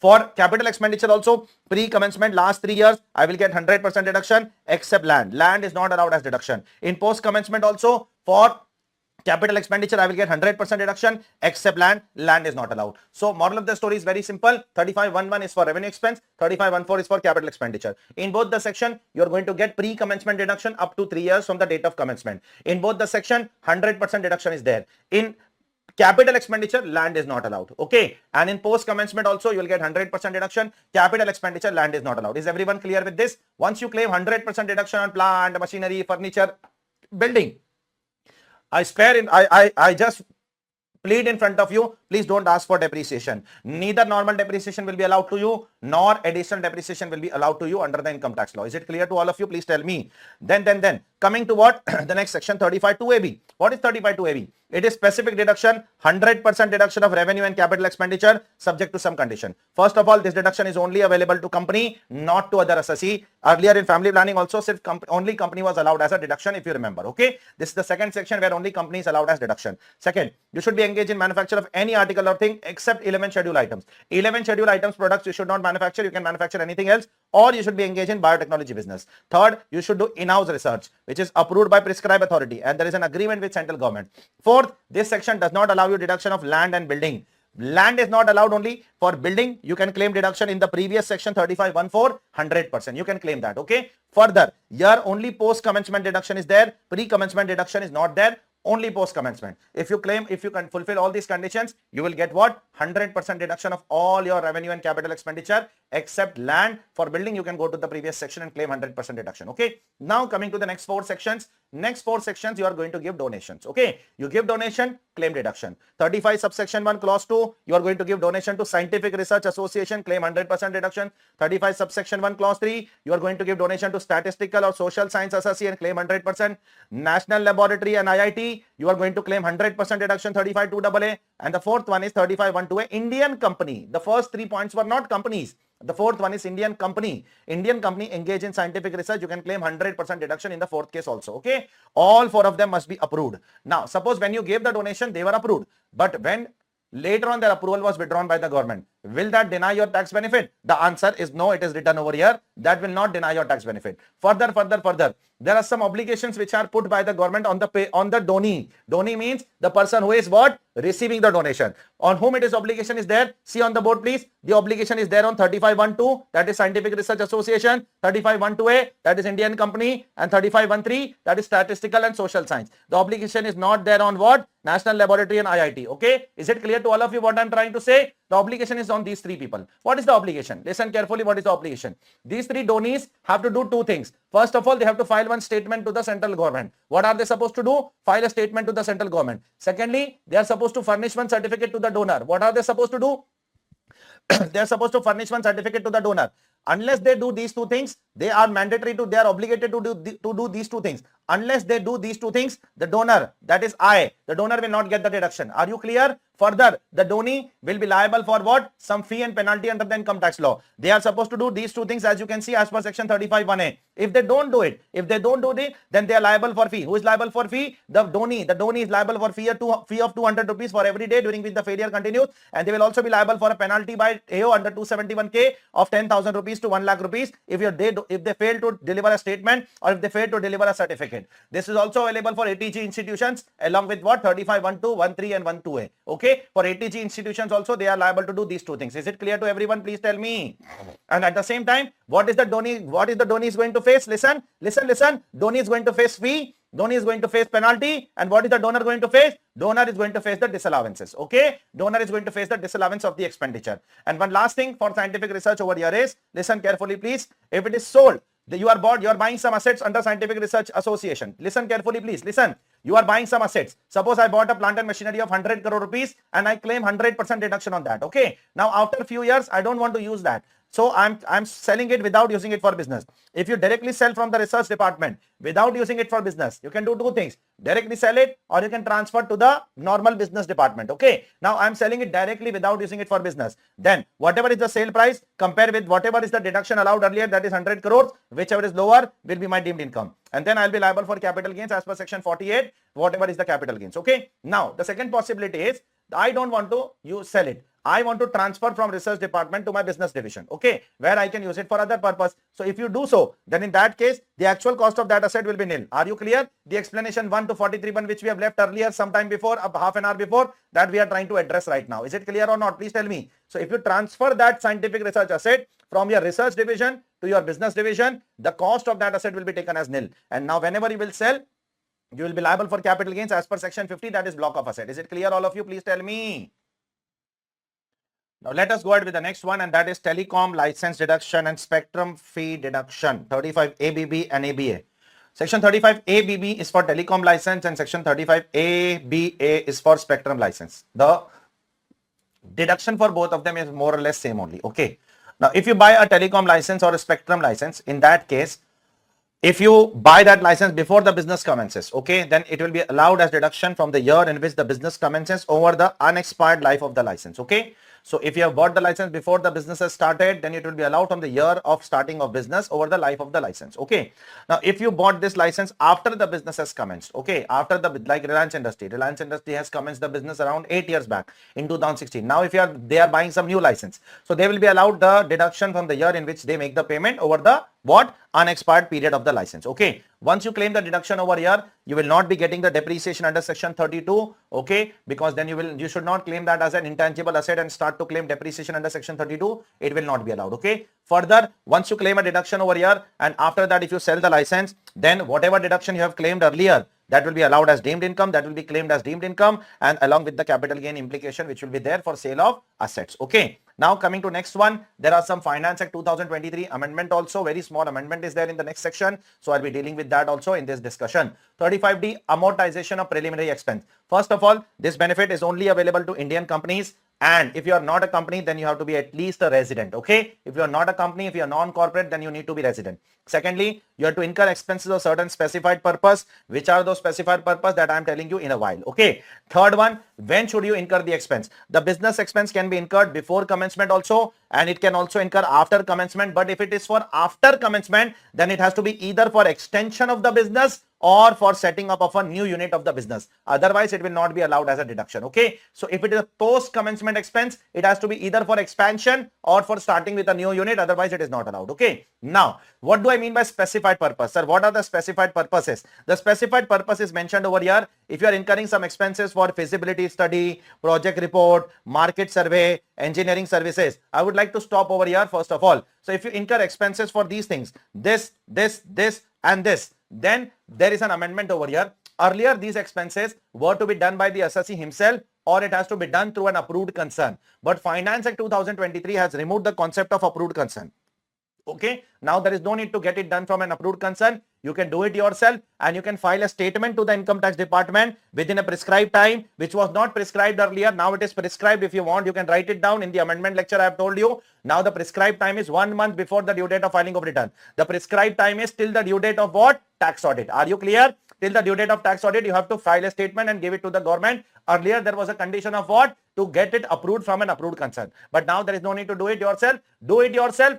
Get it, give the statement to the income tax department before a prescribed time, which is till the due date of what? Tax audit. There is no need to get it approved from an outside concern. Okay. Then, apart from that, there are many other expenses which are covered over here, like drafting and printing a memorandum of association, legal expenses, expenses related to public issue of shares, debentures, and many other expenses which can be notified by CBDT. Now, the important thing over here is how much deduction is allowed. First of all, you are supposed to compare 5% of cost of project with the 5% of capital employed. Sir, 5% of cost of project means what? Cost of project is nothing but your fixed asset. Okay. And capital employed is nothing but share capital, debenture, and long-term borrowing. Sir, on which date we are supposed to compare both of them? You have to see higher of the two. But on which date, sir? On the last day of the previous year, on the last day of the previous year in which the business commences, or in which the business is expanded. Okay. In whichever year your business is commenced, or in whichever year your business is expanded, you have to take on the last day of that particular year. Is it clear? And then you have to consider whichever is higher. Is it clear, all of you?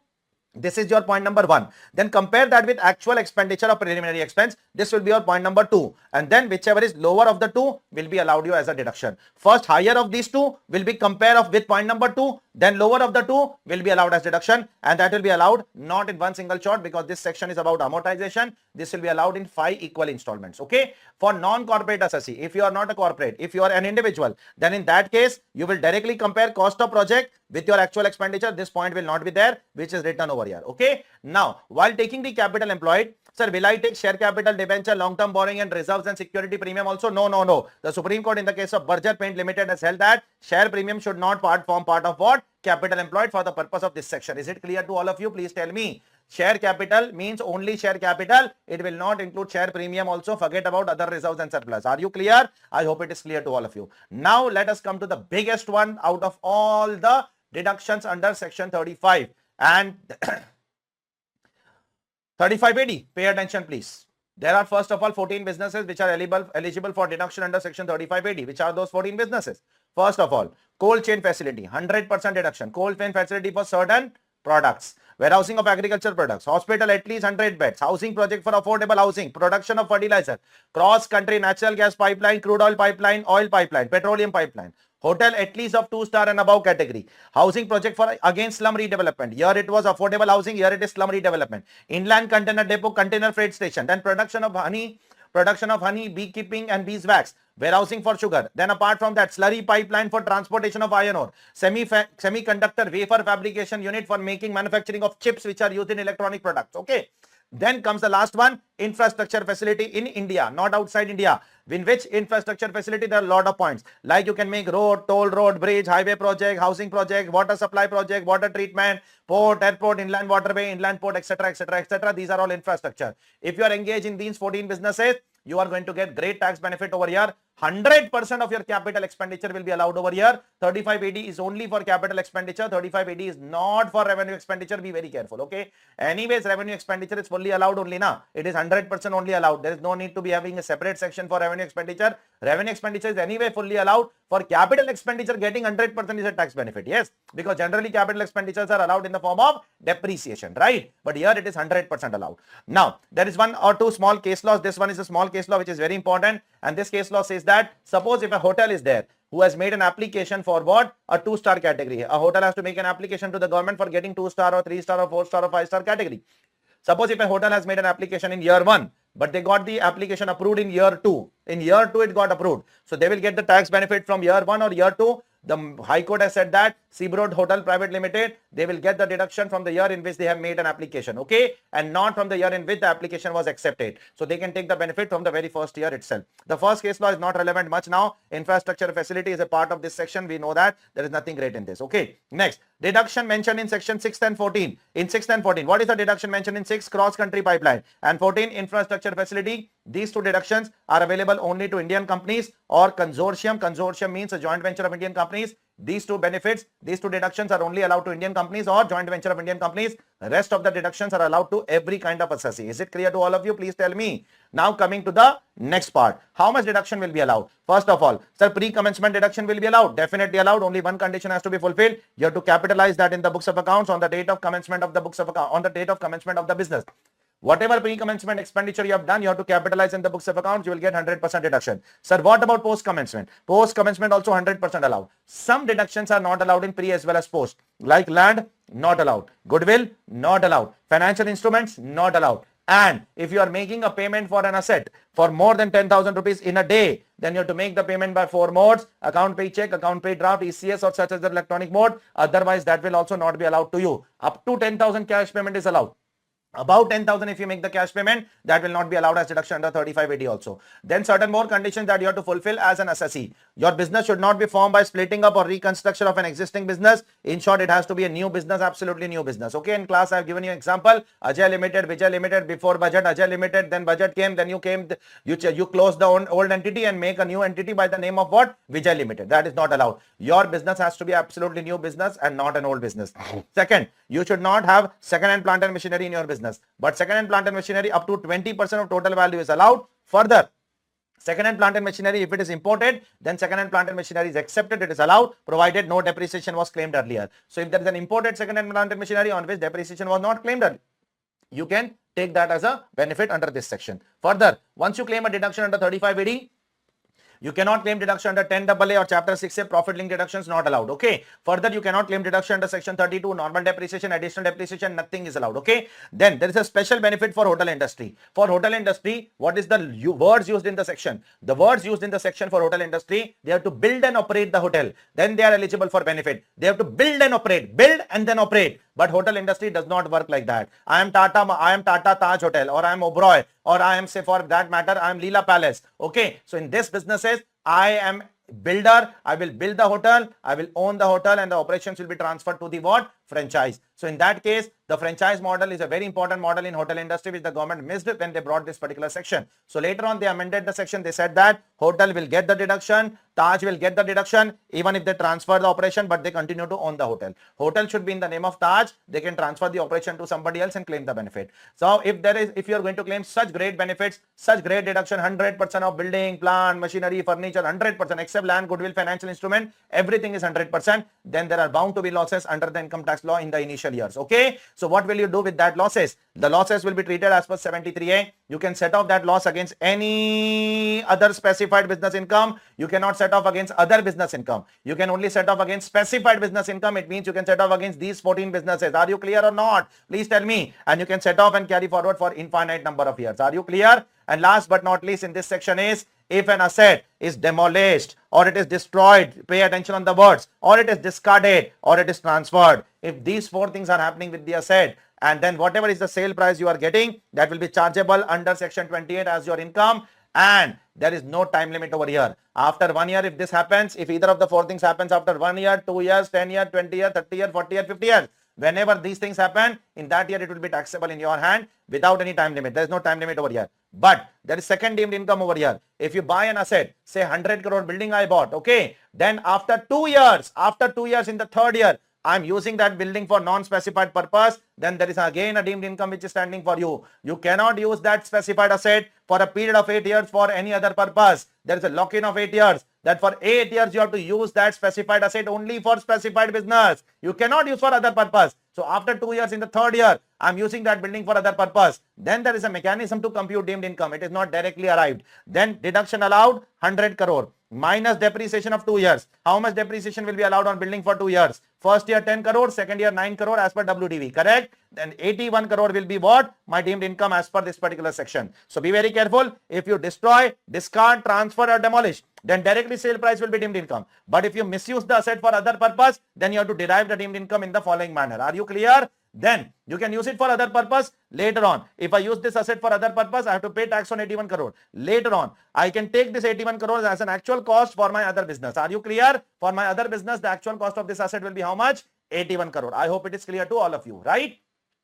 Coming to the next section, that is section 35E. Sir, what is section 35E? Section 35E is only applicable for Indian companies and for resident assessees. It is not available for other assessees. Okay. Sir, what is the nature of this deduction? The nature of this deduction is you are extracting, you are prospecting some minerals, etc. like coal, limestone, iron ore, etc. You are incurring some expenses on that. Okay. So whatever expenses you have incurred, amount incurred by you minus the amount which is met by any authority. So for extracting the limestone or extracting the coal or iron, if the government is helping you some amount, you can reduce that much from there. Okay. Now when the expenditure should be incurred? See, the expenditure should be incurred in the year in which you extract the coal and earn the money. That is the year of commercial production and the last 4 years. For example, 2023-24 is the year in which I started earning money from that particular mine. So that year will be called as year of commercial production. Okay. So that year and last 4 years will be considered as the qualifying year. So you have to incur expenses in these 5 years, current year and the last 4 years.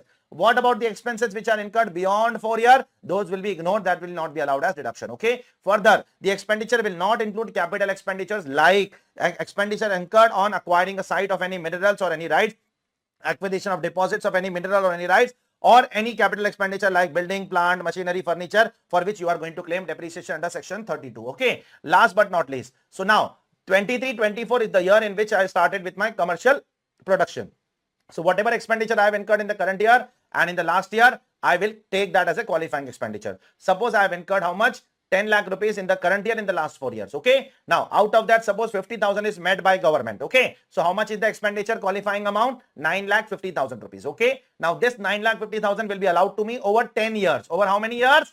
10 years. That is every year I am going to claim how much? 95,000 rupees as a qualifying expenditure deduction, correct? Every year. Now I can set off this income against that, this expenditure of 95,000 against what, sir? Can I set off against this all PGBP income? No, no. You can set off this against all mining incomes. Okay. You can set off this income against what? This expense of 95,000 against which income? Against all the mining income. You cannot set off this against all the business and profession income. Is it clear to all of you? Please tell me. Only against mining income you can set off. Suppose in the first year mining income is not sufficient. It is not 95,000. It is only 60,000. So set off 60,000 and balance 35,000 you can set off in the next year. Okay. So are you clear? So like that you can carry forward for the next 9 years including the current year. Okay. Now coming to very important section. This was not very important section, but this one is very important section. 36(1)(7)(a) provision for bad debts. Sir, what is this section all about? This section is about provision for bad. Generally bad debts reduction is not allowed to us, right? Under section generally provision for bad debts is not allowed under 36(1)(7).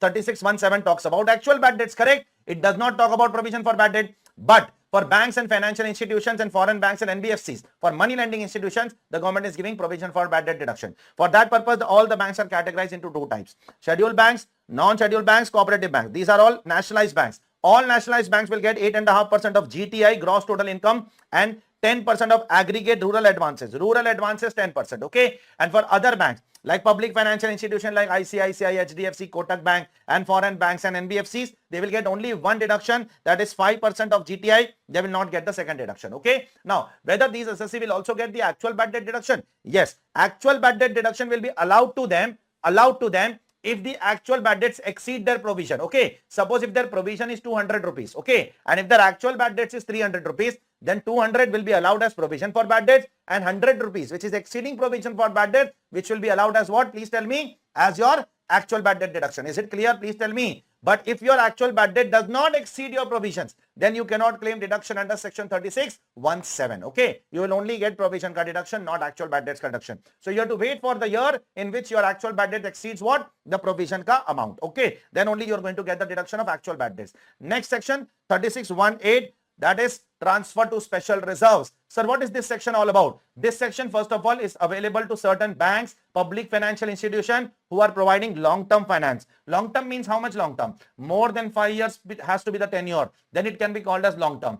And they are providing finance for 4 purposes: for industrial purpose, for agriculture purpose, for housing purpose, or for infrastructure purpose. Okay, then you will get the deduction of lower of the 3. Amount transferred to the reserve during the year. Okay, whatever amount you have actually transferred to the special reserve account, compare that with 20% of your business above business profit. Above business profit means what? From the profit of lending, whatever profit you are earning from lending, take 20% of that. Then 200% of paid up capital and general reserve on the last day, then minus special reserve account on the first day. Then whichever is lower of the 3, that will be allowed as a deduction to you under section 36(1)(8). Once you transfer that profit to your reserve account, and later on, if you transfer back that profit to your P&L account, then that is not allowed. Then that will be charged as deemed income under section 41(4)(a). Is it clear to all of you? Please tell me. Next, there are certain miscellaneous deductions. I will address all of them one by one. That will complete all the sector-wise deduction. First of all, 35C CA. If you are making payment for rural development or for rural development association or institution, suppose there are some institutions who are working for rural development or for rural upliftment, you are making donation to them, it will be allowed as deduction to you. Okay, then amalgamation and demerger expense, this is only allowed to Indian companies. That too, it is allowed in 5 equal installment. It is not allowed in one shot. Third one, VRS expense, voluntary retirement scheme expense, this is also allowed in 5 equal installment, not in one single shot. Then expenditure under 35CCC, expenditure incurred on agriculture extension project. Agriculture extension project means for the upliftment of agriculture in this country, you are incurring some expenses. That will be allowed to you as a deduction. And expenditure on skill development project. Skill development means what? For training of your employees. There are employees in your company, you are incurring some expenses for their training. This is allowed only to company, and land and building is not allowed as deduction under this section. Apart from that, all other capital and revenue expenses will be allowed as 100% deduction over here. One last section is there over here, not very important for exam. Section 42 says that if any assessee enters into an agreement with central government for natural gas and petroleum exploration, then the deduction will be allowed as per the agreement between the two. The income tax law does not speak about it. It is the agreement which will speak that how much deduction will be allowed to the assessee. Is it clear to all of you? Please tell me. So after all the sector-wise deduction, let us go ahead with the last deduction, and that is general deduction, which is there under section 37(1). Pay attention, please, all of you. Now, before we start with general deduction, one thing that we need to know, section 37(1) talks about deduction of expenses. Okay, expenses. Now, what about losses? Will we get the deduction of losses also under the income tax law? For that, unfortunately, there is not a single section under the income tax law, but fortunately, we will get the deduction of losses if they are trading losses in nature. Okay, now this deduction is allowed by what? Supreme Court in many cases. Lot of times Supreme Court has come up with a judgment where they have said that trading losses, revenue losses which are incidental to the business shall be allowed to the assessee under the head PGBP. Don't worry. Okay, now coming to the deduction of expenses, which is given under 37(1). So if anybody asks you where you get the deduction of losses, don't say under 37(1), please. 37(1) is not for losses. It is for only expenses and expenses. Okay, so losses are allowed as per Supreme Court judgments, High Court judgments, and not as per any particular section under the income tax law. Now, the very first thing that we need to understand over here, it's a big section. There are a lot of small things over here. There are a lot of conditions over here. There are a lot of circulars over here. There are a lot of case laws also over here, which we are going to address one by one, all of you. Okay. Now, under 37(1), if you want to claim the deduction under 37(1), you have to fulfill 4 conditions. There are 3 negative conditions and there is 1 positive condition. The 3 negative conditions are your expenditure should not be covered in section 32-36. Okay. Second, your expenditure should not be personal in nature. Okay. Your expenditure should not be capital in nature. These are the 3 negative conditions that you have to fulfill. And 1 positive condition, you should incur the expense wholly and exclusively for the purpose of what? Business and profession. Then only you are going to get the deduction under section 37(1). These are the 4 conditions, 3 negative, 1 positive condition which you have to fulfill. Okay. Now, there are some explanations below section. Please pay attention over here. There are some explanations below the section. First explanation 1 to 37(1), which talks about if you incur any expense which is illegal in nature, which is prohibited by any law, or which is an offense under any law, then that expenditure will not be allowed. Now the question is, the expenditure which I am incurring should be an offense under which law? Under Indian law or under foreign law? So the provision says that whether you break an Indian law or whether you break a foreign law, which is a law which is outside India, both will be disallowed under the income tax law. Okay, you cannot incur an expense which is prohibiting any Indian law also and which is prohibited under any foreign law also. Okay, second point is with respect to this point has come for pharma companies and doctors. Okay, now pharma company does what? Pharma company gives what? Some kind of freebies to the doctors, so that doctors recommend their medicines to the customers, to their patients. Okay, now such things are not acceptable under Indian Medical Council Act.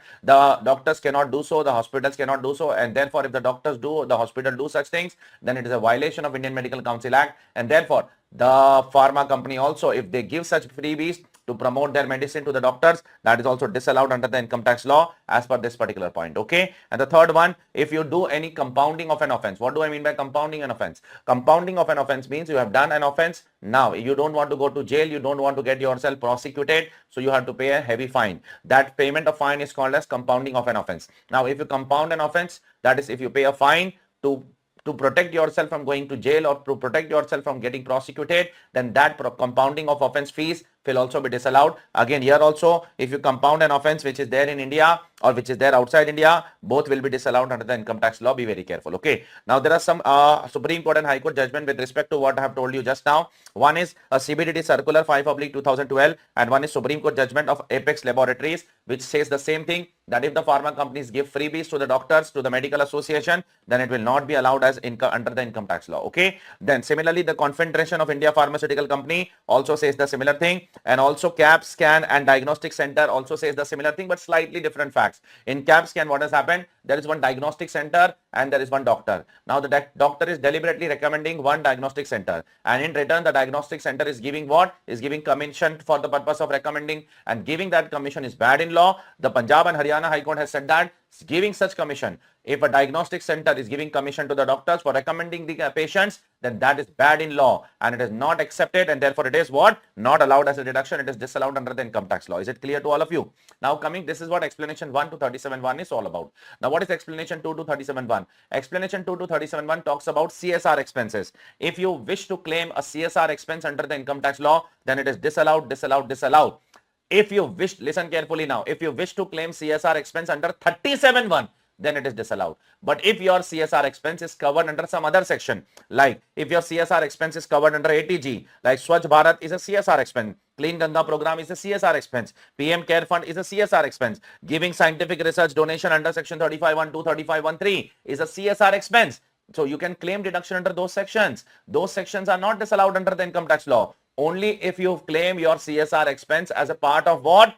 37.1. Then under 37.1, those expenses will be what? Please tell me. It will be disallowed under the income tax law. Okay. Coming to the next point. What is the treatment of penalty paid under the income tax law? Listen, don't make a general statement that penalty is disallowed, penalty is disallowed. It's not like that. You need to see the nature of the penalty. If the penalty is penal in nature, penal means if it is from breaking a law, if it is penal in nature, then it is disallowed. Penal means something which is for breaking a law. But if the penalty is compensatory in nature, compensatory means if there are some contracts which you are violating, so you are making delay in fulfilling the commitment, so you are making some payment in the form of a compensation, then those compensatory penalties are allowed. Like if I don't complete your batch on time, I have to give you some compensation. So that is a compensatory penalty from my side that is allowed under the income tax law. That is not broken under any law. That is a very mild contract between the customer and the supplier. Okay. Therefore, penal penalties are disallowed. Compensatory penalties are not disallowed. Okay. Now, income tax penalties are also disallowed because it is penal. Income tax interest is also disallowed because it is personal. Okay. GST interest is not disallowed because GST is a business liability.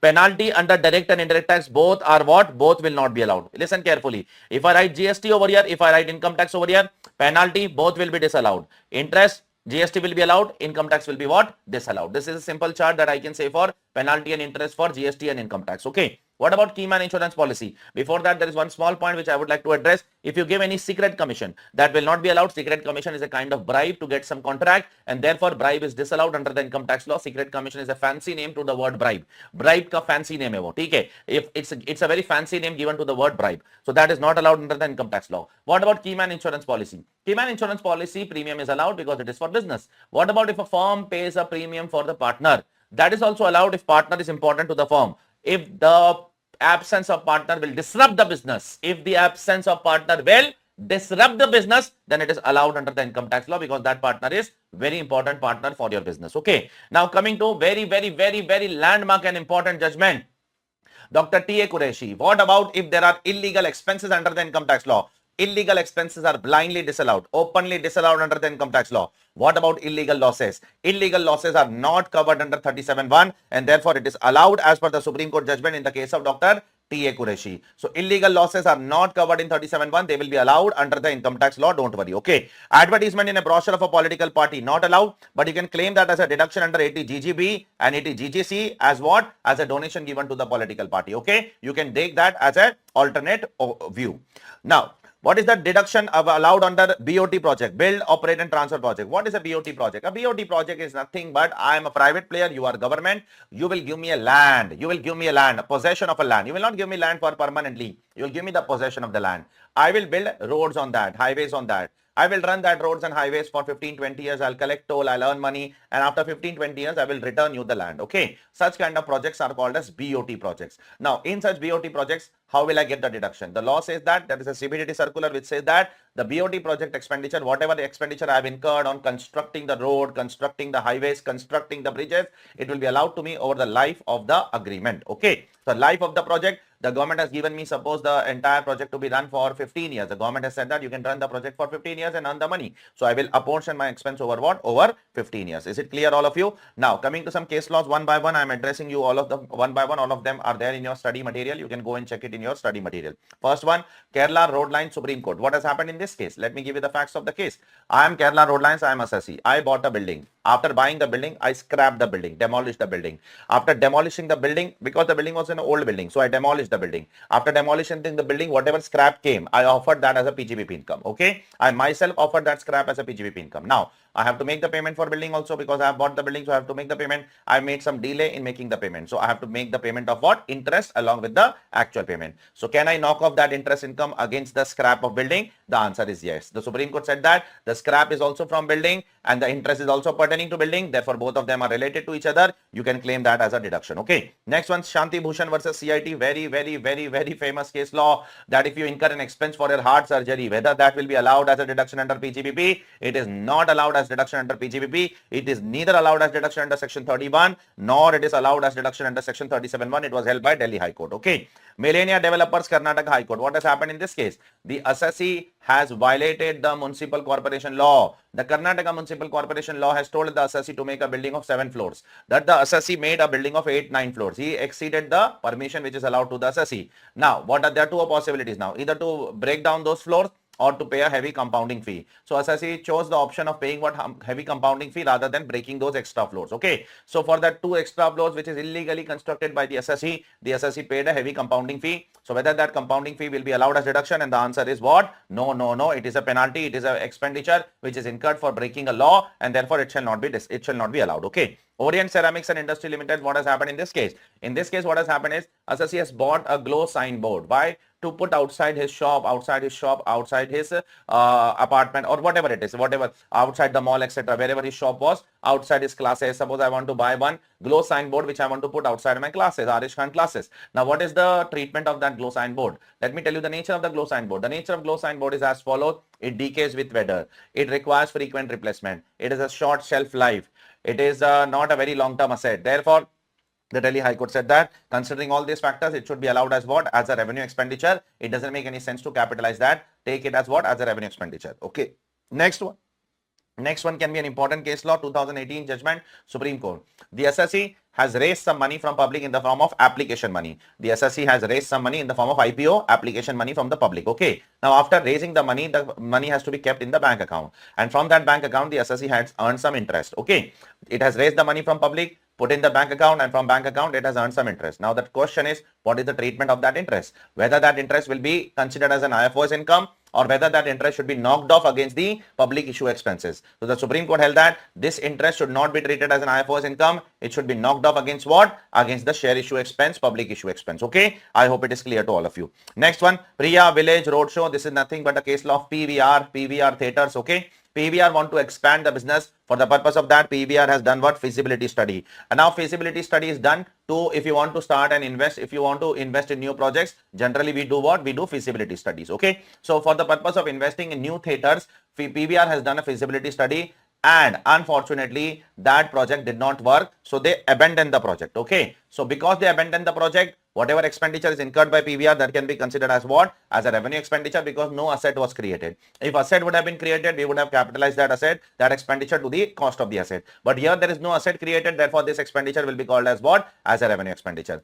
And last but not least, National Cooperative Development Corporation versus CIT. The question over here is, if you want to claim any deduction, do I need to see the source of income also, that the source from where I am incurring the expense is an exempt source or taxable source? And the answer is no. While claiming the deduction under 37(1), there is no condition like from where the money has come. The money has come from a taxable source or the money has come from exempt source. It doesn't matter. What matters is you have to fulfill the 4 conditions which is given in the law. If you fulfill those 4 conditions, the source of the fund is not a relevant factor to decide about the deduction. Okay. Apart from that, I've also put certain small more deductions which will help you all to complete a PGBP question in the examination, like dividend is not allowed, income tax not allowed, wealth tax not allowed, surcharge, health and education cess not allowed, provision for loss of subsidiary not allowed, deferred tax just like the income tax law not allowed, provision for diminution in the value of assets not allowed because it's a capital loss, provision for unascertain liability not allowed because the liability is not crystallized, it is just contingent in nature, prior period expenses generally not allowed, but if the prior period expenses crystallize in the current year, then it is allowed. For example, there was a case which is going on between the SSE and the employees regarding the bonus. And in the current year, the employees have won the case, and now I have to pay the bonus of the last 5 years to the employees. So it's a prior period expense, but it crystallized in the current year because of the court. Therefore, that will be what? That will be allowed in the current year. Okay. Even though it is a prior period bonus, but it got crystallized, it got finalized in the current year, I can claim that as a deduction. Salary and perquisite paid to directors fully allowed, but it should not exceed the fair market value as mentioned in 48(2). Further, it should not exceed the limit prescribed under what? Under the Companies Act for managerial remuneration. I hope you know the managerial remuneration concept. Okay. Last but not least, this is very important. Last attempt they have asked this question in November 23. Retrenchment compensation.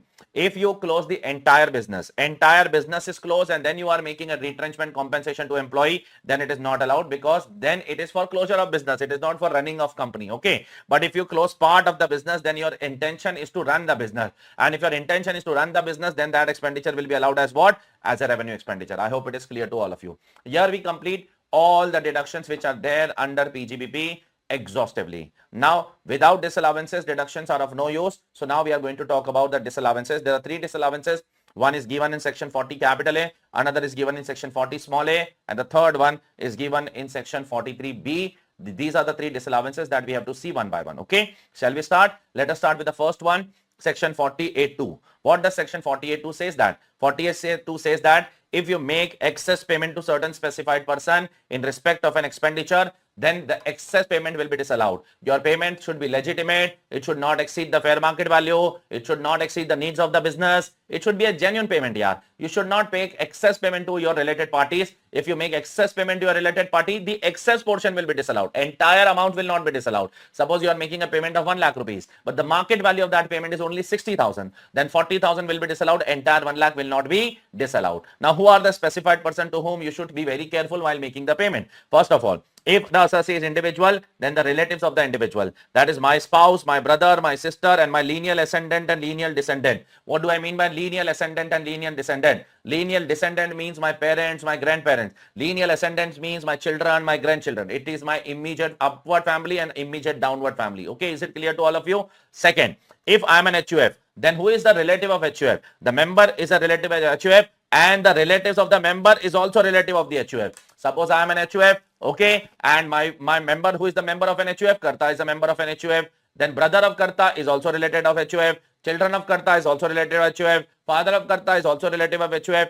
So whoever is the relative of the member, that automatically becomes what? The relative of HUF also. Similarly, for firm and LLP also, partner and the relatives are also relatives for firm. For company, directors and their relatives are also relatives to the company. For AOP BOI, member and their relatives are also, all of them are same only. For AOP BOI, the member is a relative, and the relative of member is also the relative of what? of AOPBOI. Apart from that, any entity having substantial interest means having 20% or more stake. If you have a 20% or more stake in any entity, then that entity will also be called as what? As your related party, and you cannot make excess payment to them. Excess of more than what? What is the fair market value? And holding subsidiaries are obviously also related party. Now, one very important aspect that you guys have to keep it in your mind, this section of 48.2 is only applicable for expenses. It is not applicable to income. Suppose if I am a company and you are a director, and if I sell something to you at a lower price, for example, I sold you some goods and the market price of that goods is 2 lakh rupees, but I sold you for 1,50,000 rupees. Am I selling you at a lower price? The answer is yes. But unfortunately, 48.2 will not be attracted. But further, unfortunately, in some of the ICI solutions, they have made this mistake. Okay. In one of the ICI solutions, they have disallowed this also under 48.2, whereas you can go and open the Bear Act. It is very clearly written in 48.2 that 48.2 is only for expenses and only in respect of payments. It is not for incomes and revenues. You can go and check the Bear Act section 48.2 if you want. Okay. Now coming to the next section, section 48.3, a very important section. If you are making a payment of a revenue expenditure, which kind of expenditure? Revenue expenditure to a person in a single day in excess of 10,000 rupees. So if I make a payment to Mr. Palani for a revenue expenditure in excess of 10,000 rupees, then I have to make the payment by 4 modes. That is account pay check, account pay draft, ECS, and such other electronic mode. Account pay check means what? Account pay check means account pay check. It cannot be only a bearer check. It cannot be a cross check also. A cross check is also disallowed under income tax law. It has to be account pay. The cross has to be there and then account pay has to be returned. Account pay draft has to be there. Electronic clearing system, which is online transfer, and such other electronic mode includes 8 more payments. Okay. Such other electronic mode includes credit card, 1, debit card, 2nd, net banking, 3rd, IMPS 4, UPI, RTGS, NEFT and BHIM. These are the 8 more payments which are covered in electronic prescribed mode. Is it clear, all of you? So in all, if you cover, then there are around 11 payments which are covered over here. Okay. Now, this limit is, if you are crossing this limit, then your entire expenditure will be disallowed under the income tax law. If you make 12,000 rupees cash payment to somebody, then entire 12,000 will be disallowed and not only 2,000 rupees. Be very careful. Okay. Now, this limit is enhanced drastically if the other person is engaged in transportation of goods. Okay. So if the other person is a transporter of goods, then this limit is what? 35,000 instead of what? 10,000 rupees. Is it clear to all of you? Now, if in 1 year you are claiming an expenditure on accrual basis, and if in the next year you are making the payment in cash to a person in a day in excess of 10,000 rupees, in 1 year claiming deduction on accrual basis, in next year claiming that as an what?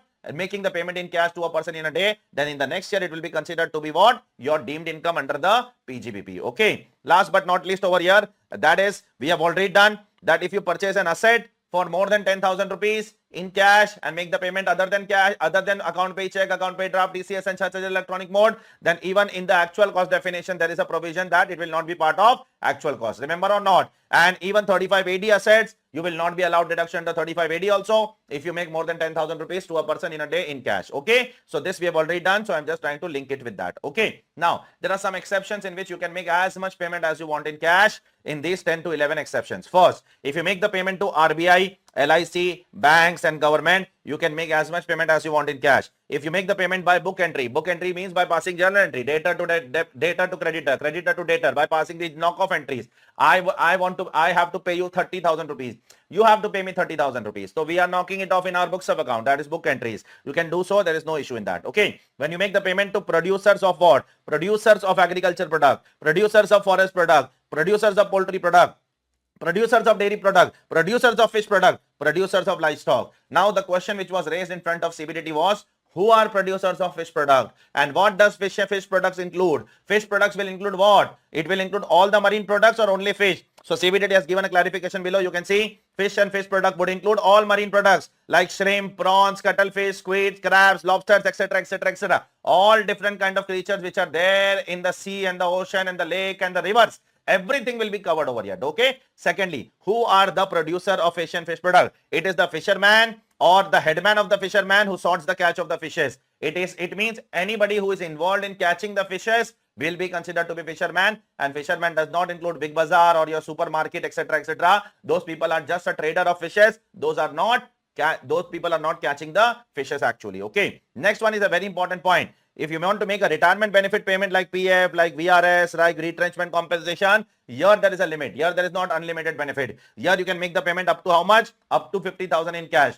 Beyond 50,000, if you make the payment in cash, the expenditure will be what? Disallowed under 40A3. Next, if you make a payment of salary to an employee who has posted to any other place, suppose the employee was in Mumbai and we have sent him outside Mumbai for some work for 15 days or more, or we have sent him on ship for 15 days or more other than his normal duty place, and his TDS is also deducted, and he does not have a bank account at the other place. Okay, wherever we are sending, he does not have a bank account at that place. So you can make the payment to him in cash. Remember, 15 days or more is very important. Less than 15 days, you cannot make the payment in cash. You are making a payment to a person to a payment in town or village where there is no banking facility. So if you are making a payment in a village or town where there is no banking facility, you can make the payment in cash as much as you want. Okay. Now, if you are making a payment to any agent who is required to make payment for you on behalf of you for the purpose of acquiring some goods or service on behalf of such person, then you can make the payment in cash. It's allowed. Like if you are making some payment to what? Payment to some consignment agent who is purchasing some goods and services on behalf of you and then supplying to the customer, then that is allowed. There is no harm in that. Now, if the payment is made by an authorized dealer, you are going to an authorized dealer to buy Indian currency, or you are going to an authorized dealer to buy foreign currency. So he can make the payment in cash. There is no harm in that. Okay. His business is to make the payment in cash to people here. To him, it is allowed. Okay. And last but not least, if you are buying some manufactured product from where? From a cottage industry. What kind of cottage industry? Which is a very small cottage industry which works without the aid of power. So if you buy from such cottage industry, then it is allowed. You can make as much payment as you want in cash. Is it clear? Next one, 48.2 and 48.3 we are going to interlink. Now, sometime it happens that you are breaking both the sections. I am making 1 lakh rupees payment in cash to Mr. Palani, and that payment is excess also and it is in cash also. Okay, the fair market value was only 60,000. I'm making 1 lakh rupees payment to Mr. Palani, who is my brother, in cash. So first, what shall I do? I'm violating what? 48.2 also because I'm making excess payment to relative. I'm violating 48.3 also because I'm making more than 10,000 rupees in cash. What shall I do in such cases? In such cases, you have to follow the order of the law. First, apply 48.2 and disallow the excess payment, and then apply 48.3 and disallow what? The cash portion. Okay. And both the section will operate independently in the same case. Okay. Next one is also with respect to 48.3 only. Suppose I am supposed to buy some goods from Mr. Palani. I am a buyer, Mr. Palani is a seller.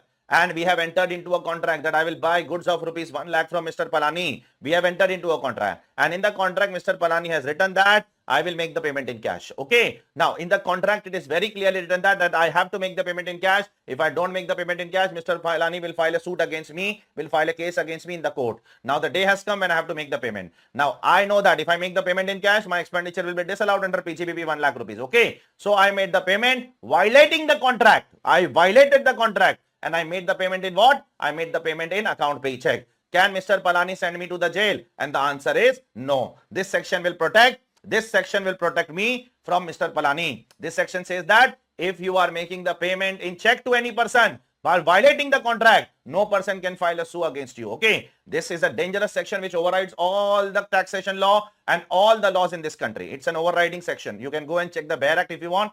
40A4 overrides all the taxation law, all the laws. Further, forget about taxation law. 40A4 overrides all the laws in this country. Whichever law is there in this country, everything is override by 40A4. Okay. Now coming to 40A7. Provision for payment of gratuity is what? Is disallowed. Okay. Now pay attention. What do I mean by this? It's a very simple thing. If you make a provision entry, it is disallowed. It means when you actually pay to the employee, it will be allowed on actual payment basis, not on provision basis. Okay. And last but not least, under section 40 capital A, 40A9, if you contribute anything to unrecognized provident fund, it is disallowed. It is disallowed. It is disallowed. If you want deduction, you should contribute to what? Recognized provident fund, for which you will get deduction under section 36(1). Is it clear to all of you till here? Please tell me. Now let's go ahead to the next part, and that is section 40 small a subclause 1. Now subclause 1 and subclause 1A are more or less same only except few changes. Okay. Now subclause 1 is for when you make the payment to non-residents, foreign company, and subclause 1A when you make the payment to what? To residents. Okay. It's very simple that when you make the payment to non-residents or residents, in many cases you are supposed to deduct TDS, and if you do not deduct the TDS and do not pay the TDS, your expenditure will be disallowed. Okay. Now what is the condition? When you make the payment to non-resident or foreign company, you have to check one more thing, that the payment which you are making is chargeable in the hands of that non-resident. Otherwise, it doesn't make sense to deduct TDS. Okay. if I'm making payment to a non-resident and the non-resident is not liable to pay tax only on that amount, then why the hell I am deducting TDS? Okay. So in case of non-resident and foreign company, we have to check one more thing, that the sum is chargeable in the hands of the non-resident. Okay. If it is chargeable, what am I supposed to do? The first obligation is to deduct by 31st of March. By 31st of March, I have to deduct and then I have to pay by due date of filing of return. If I do not deduct by 31st of March, or if I do not pay by due date of filing of return, my 100% of the expenditure will be what? It will be disallowed. Be very careful. I have to deduct by 31st of March. If I do not deduct by 31st of March, if I deduct on 1st of April also now, then also I will be disallowed 100% in the current year. Deduction has to be made by 31st of March. Yeah, payment, that is a relaxation that you can make the payment till the due date of filing of return. It's okay. Okay. Previous year 23-24 is going on, correct? Deduction has to be made by 31st of March 2024. You don't have any option in that. If I deduct even one day late now, 1st April 2024, the expenditure will be 100% disallowed in the current year. Yes, it will be definitely allowed to you in the subsequent year. Okay. So two things you have to keep it in mind. Deduct by 31st March, pay by what? Due date of filing of return, you will get the deduction. If you violate any of the condition, then you can claim the deduction in the subsequent year whenever you will deduct or whenever you will what? Whenever you will pay. Okay. Now, one very important thing, once again, I would like to highlight to you all, as I've started with that discussion, that all the aforesaid sums must be taxable in the hands of the recipient. Otherwise, you should not deduct TDS. Now, sometime what happens when I'm making the payment to a non-resident, the non-resident's entire income is not taxable. His only proportion of income is taxable in India. In that case, what shall I do? In that case, it is your duty to make an application to the assessing officer to determine the appropriate portion on which TDS is deductible. And then the assessing officer will tell you. For example, I have made a payment of 5 lakh rupees to a non-resident. The entire 5 lakh is not accrued in India. It is not taxable in India. Then how much is accrued in India? How much is taxable in India? On how much amount I should deduct TDS? For that, you can make an application to assessing officer. And the assessing officer will tell you the appropriate portion. And suppose he says the appropriate portion is 40%. So what is 40% of 5 lakhs? It is 2 lakh rupees. So you should deduct TDS on what? 2 lakh rupees. Is it clear? This is what this circular wants to tell you. Now, how this section is different from the previous section? It is almost same except two changes. One is here you are making payment to residents. Second, here if you do not deduct by 31st of March or if you do not pay till the due date of filing of return, then only 30% will be disallowed. Okay. Entire expenditure will not be disallowed. Only 30% of the expenditure will be disallowed when you make the payment to residents. Okay. Now, if I make the payment in subsequent year, will I get the deduction in subsequent year? The answer is obviously yes. The subsequent year, it is not a permanent disallowance. It's a temporary disallowance. TDS disallowance is a temporary disallowance. You make mistake today, bear the burden. You fulfill the promise tomorrow, take the benefit in the subsequent years. It is not like that once it is disallowed, then it is disallowed forever. Now coming to some very important provisions, which is applicable for 40A1 also and 40A1A also. Be very careful with this. Generally what happens? I am a deductor, you are a deductee. I am a payer, you are a payee. I am making some payment to you. Okay. Now, if I do not deduct TDS, if I do not pay TDS, listen carefully. If I do not deduct TDS, if I do not pay TDS, then generally it is said that I am assessed in default. And there can be stringent action which can be taken against me if I do not deduct TDS, if I do not pay TDS, and if I am qualified as what? As an assessee in default. Now, to give some relaxation in such case, the government has brought these provisions. The government said that if the deductor has not deducted the TDS and the deductor has not paid the TDS, but the deductee has done three things. How many things deductee has done? Three things. Deductee has included that in his income. Deductee has paid the tax and deductee has filed the return. If deductee has done three things, then it is deemed that who has deducted and who has paid. It is deemed that the deductor has deducted and deductor has paid the tax on the date on which the deductee has what? Filed the return. Okay. So with whichever date deductee has filed the return, on that date it is deemed that I have actually not deducted. I have actually not paid. But my obligation over here will be absolved from deducting TDS. Okay. I will not be obligated to deduct any TDS further if the deductee has filed the ITR, if the deductee has paid the tax and deductee has included in the income. Okay. So what will happen? What is the ultimate treatment? The ultimate treatment will be in the current year 23-24, you will disallow the expenditure and immediately next year you will be given the deduction of that particular expenditure under the income tax law. Okay. Now there are some clarificatory case laws over here, very important, of Palam Gas Service. In Palam Gas Service, there were two issues which were raised in front of the court, and the Palam Gas Service Supreme Court has addressed both the cases over here. First case was whether the TDS disallowances are applicable for those cases also where the payment has been made during the financial year. Okay. Suppose for April, I have made the payment in May. For May, I have made the payment in June. For June, I have made the payment in July to the other party.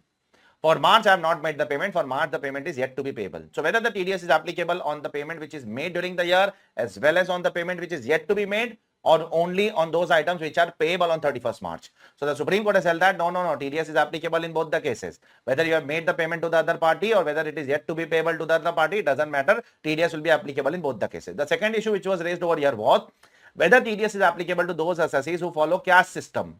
We have two options, either to follow cash system or mercantile system. If I follow cash system, whether TDS will be applicable to me? And the answer is yes. TDS will be applicable even in case of cash system. Okay, it is not that TDS is only applicable to mercantile people and not applicable to cash people. Where TDS has nothing to do with accounting system. Okay, whether you follow cash system or whether you follow accrual system, TDS has to be obligated by you. You have to fulfill the obligations of the TDS. Okay, now coming to the next point, and that is some small other disallowances are there. The first small disallowance is 48(2) income tax will be disallowed. As we all know, it's a very simple thing. In income tax, even the surcharge and cess will be disallowed. Be very careful. Okay. Second, 48(2)(a) wealth tax will be disallowed.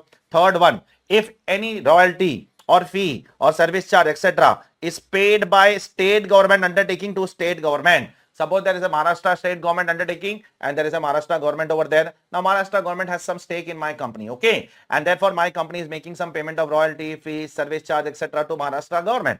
Therefore that expenditure will be what? It is disallowed under the income tax law. And last but not least, 48(5), if I am an employer, you are my employee and I am making some payment of tax on what? Non-monetary perquisites given to you. For example, I have given you some house, rent-free accommodation. For that, you have to pay the tax, but you are not paying the tax. I am bearing that tax. So if I am bearing that tax will be what? Please tell me. Disallowed under the income tax law in my hands. Okay. That is not allowed as a business expenditure under the income tax law. And last but not least, the big one with a big amendment also, as we all know, of 43B.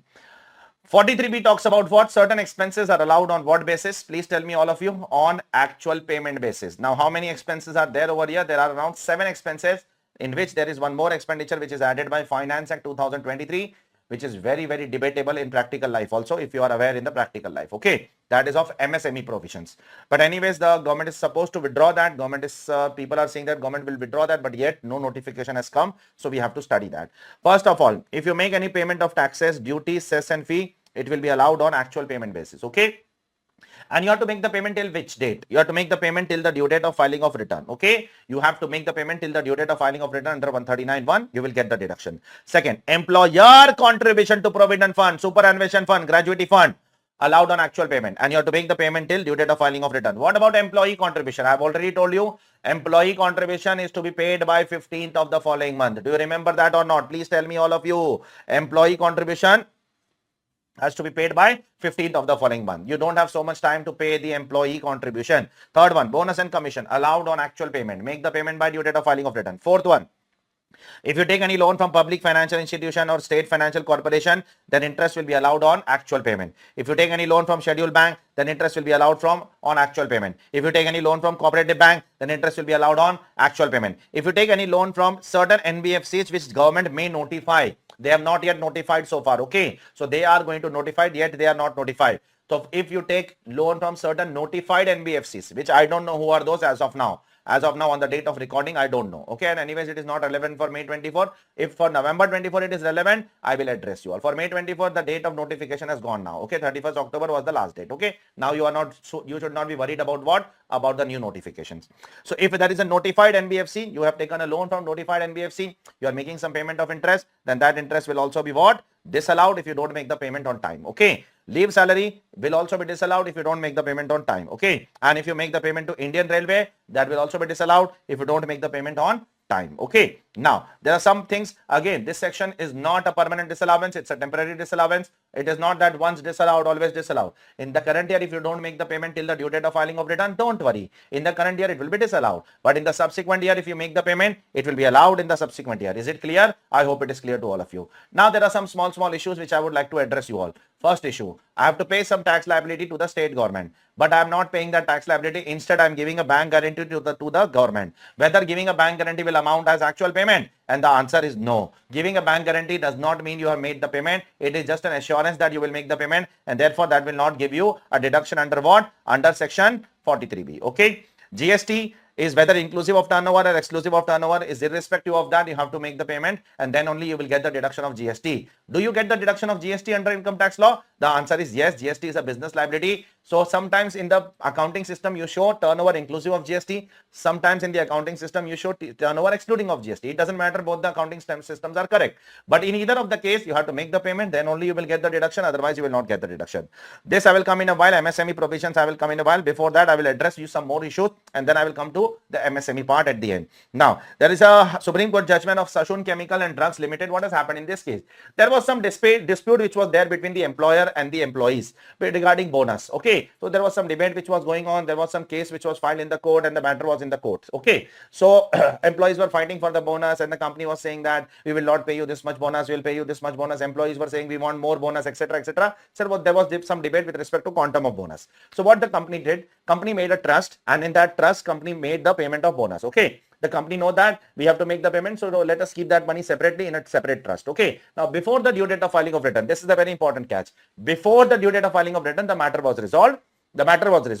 And the company removed that money from the trust and paid to the employees, whether the company should get the deduction or not. Everything happened before the due date of filing of return, and therefore the Supreme Court said that there is no need to disallow such an expenditure. Such expenditure should also be allowed to the assessee. Okay, now coming to this one very important point.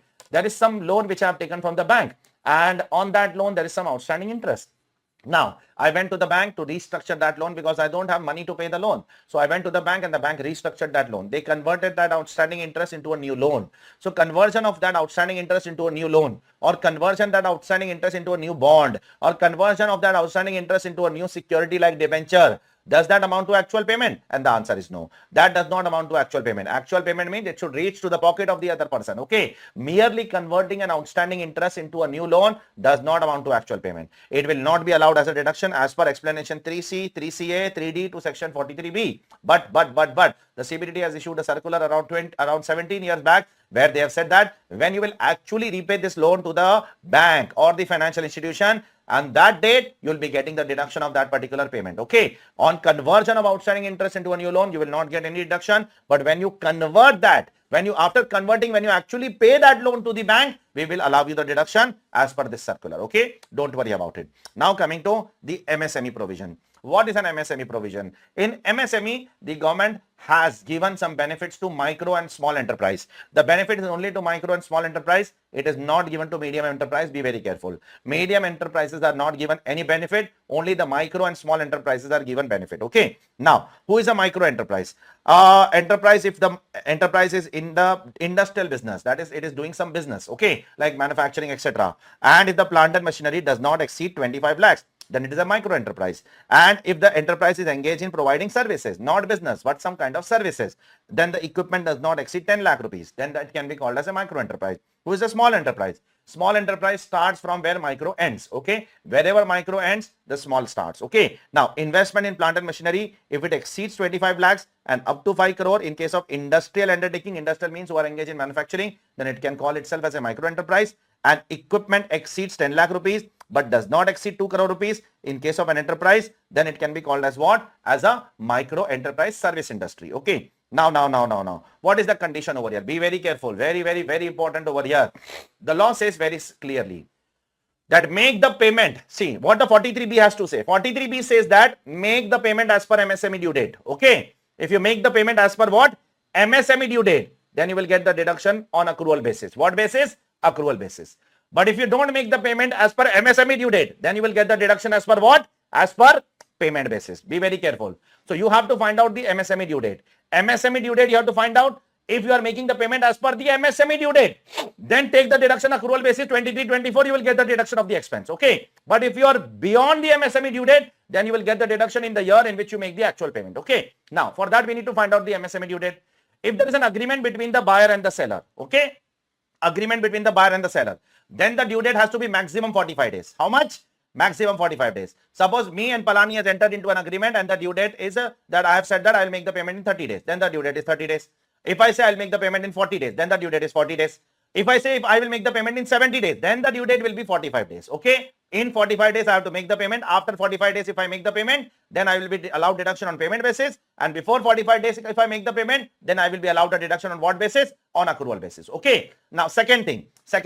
What if we don't have any agreement between both of us? Then in how many days I am going to make the payment? Then I have to make the payment within how many days? Within 15 days. Then the due date is stricter. If there is an agreement between the buyer and seller, maximum 45 days are allowed. If there is no agreement between buyer and seller, maximum 15 days are allowed. Now, if you make the payment within time, then it will be allowed on mercantile basis. If you make the payment beyond time, then it will be allowed on what? Payment basis. Okay. This is what the provision has to say. And this is what this chapter is all about. Let us go ahead with the next chapter. After all the disallowances, now we are moving ahead towards what?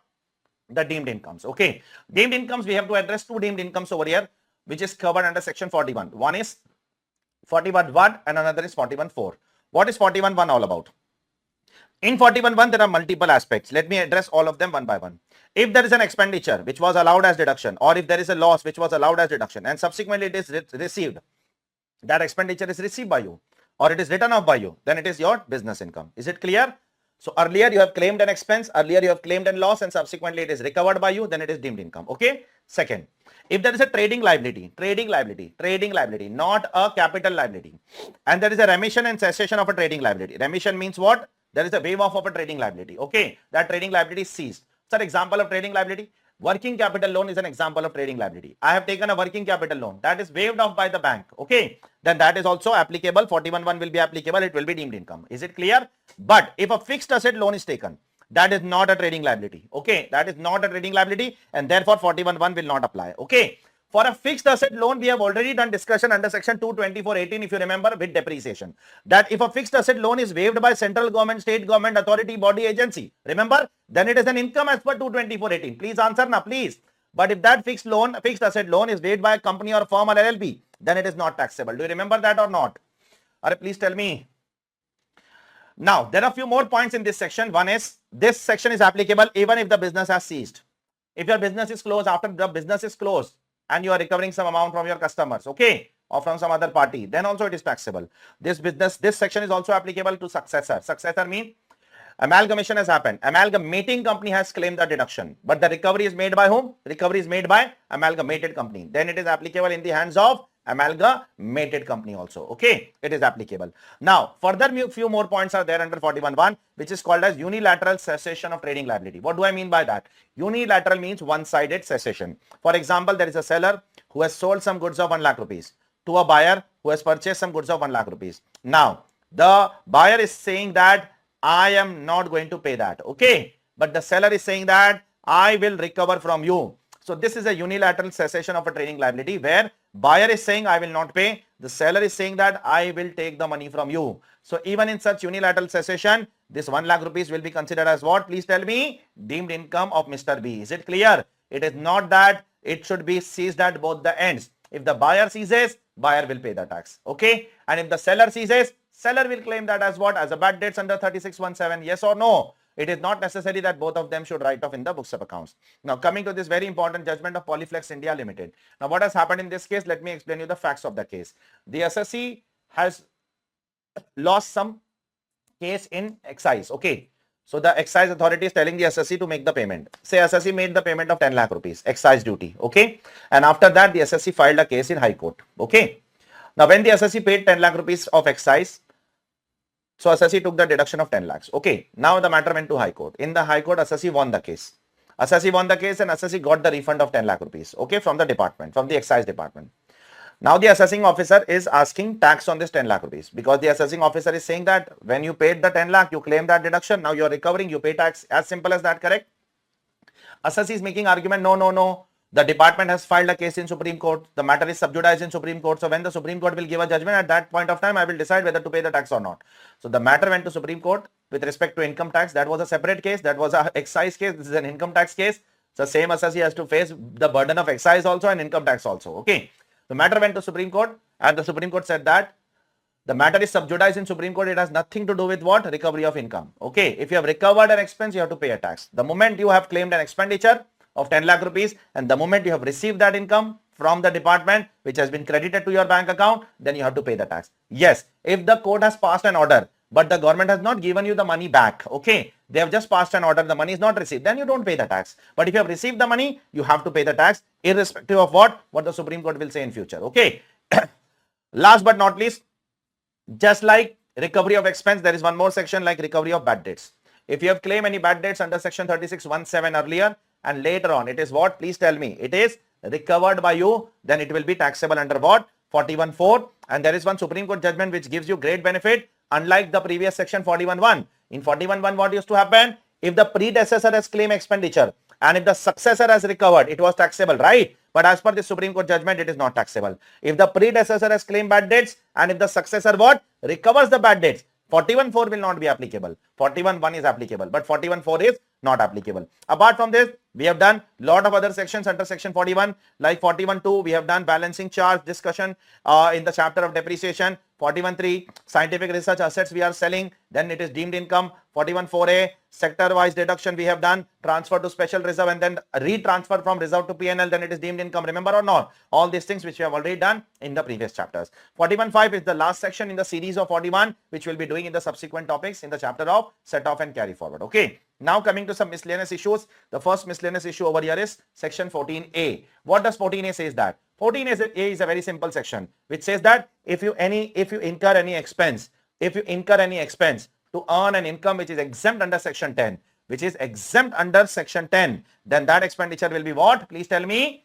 Disallowed under the income tax law. Okay. So only the expenditure which is incurred to earn which income? Exempt income under section 10, that is disallowed. So if you incur any expense to earn an income which is deductible under chapter 6A, which is what? Which is not exempt under section 10, but which is deductible under chapter 6A, like profit link deduction, ATIA, ATIB, ATIC, ATID, then that expenditure will not be disallowed. 14A has been brought to only disallowed those expenditure which is incurred to earn exempt income under section 10 and not incomes which are deductible under chapter 6A. Be very careful. Now, how much expenditure will be disallowed? That depends upon whether the expenditure is directly relatable to the exempt income or whether the expenditure is indirectly relatable to the expenditure to the exempt income.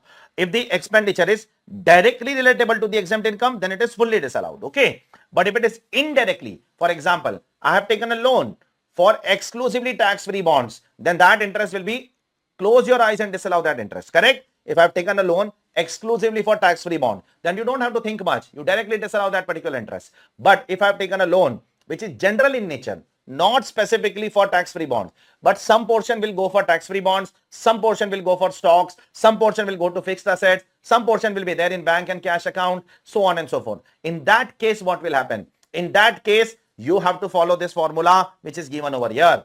An amount equal to 1% of the annual average of the monthly average of the opening and closing balances of the exempt investment. I'll explain you with the help of an example. You have to find out the exempt investments available with you. Exempt investment means what? An investment from where you get exempt income. An investment from where you get tax-free incomes. Okay, that is an exempt investment. I invest in a particular security, from there I'm getting some interest which is tax-free. There is no tax on that. That is called as exempt investment. Now what am I supposed to do? 1st April, 30th April, divide by 2. First month average. 1st May, 31st May, divide by 2. Second month average. Like that, I have to take the average monthly investment. Like that, I will have 12 monthly averages. Then I will add all 12 of them. Then I will get 12 to 12. Then I will add all 12 monthly average and then I will divide by 12. Then I will get annual average of monthly average. Correct? And then I will take 1% of that. Is it clear? And that is the amount of disallowance which is going to be there in point number 2, which is given over here. Okay. Now, one last thing over here in under 14A, then we'll move ahead to the next point. That is,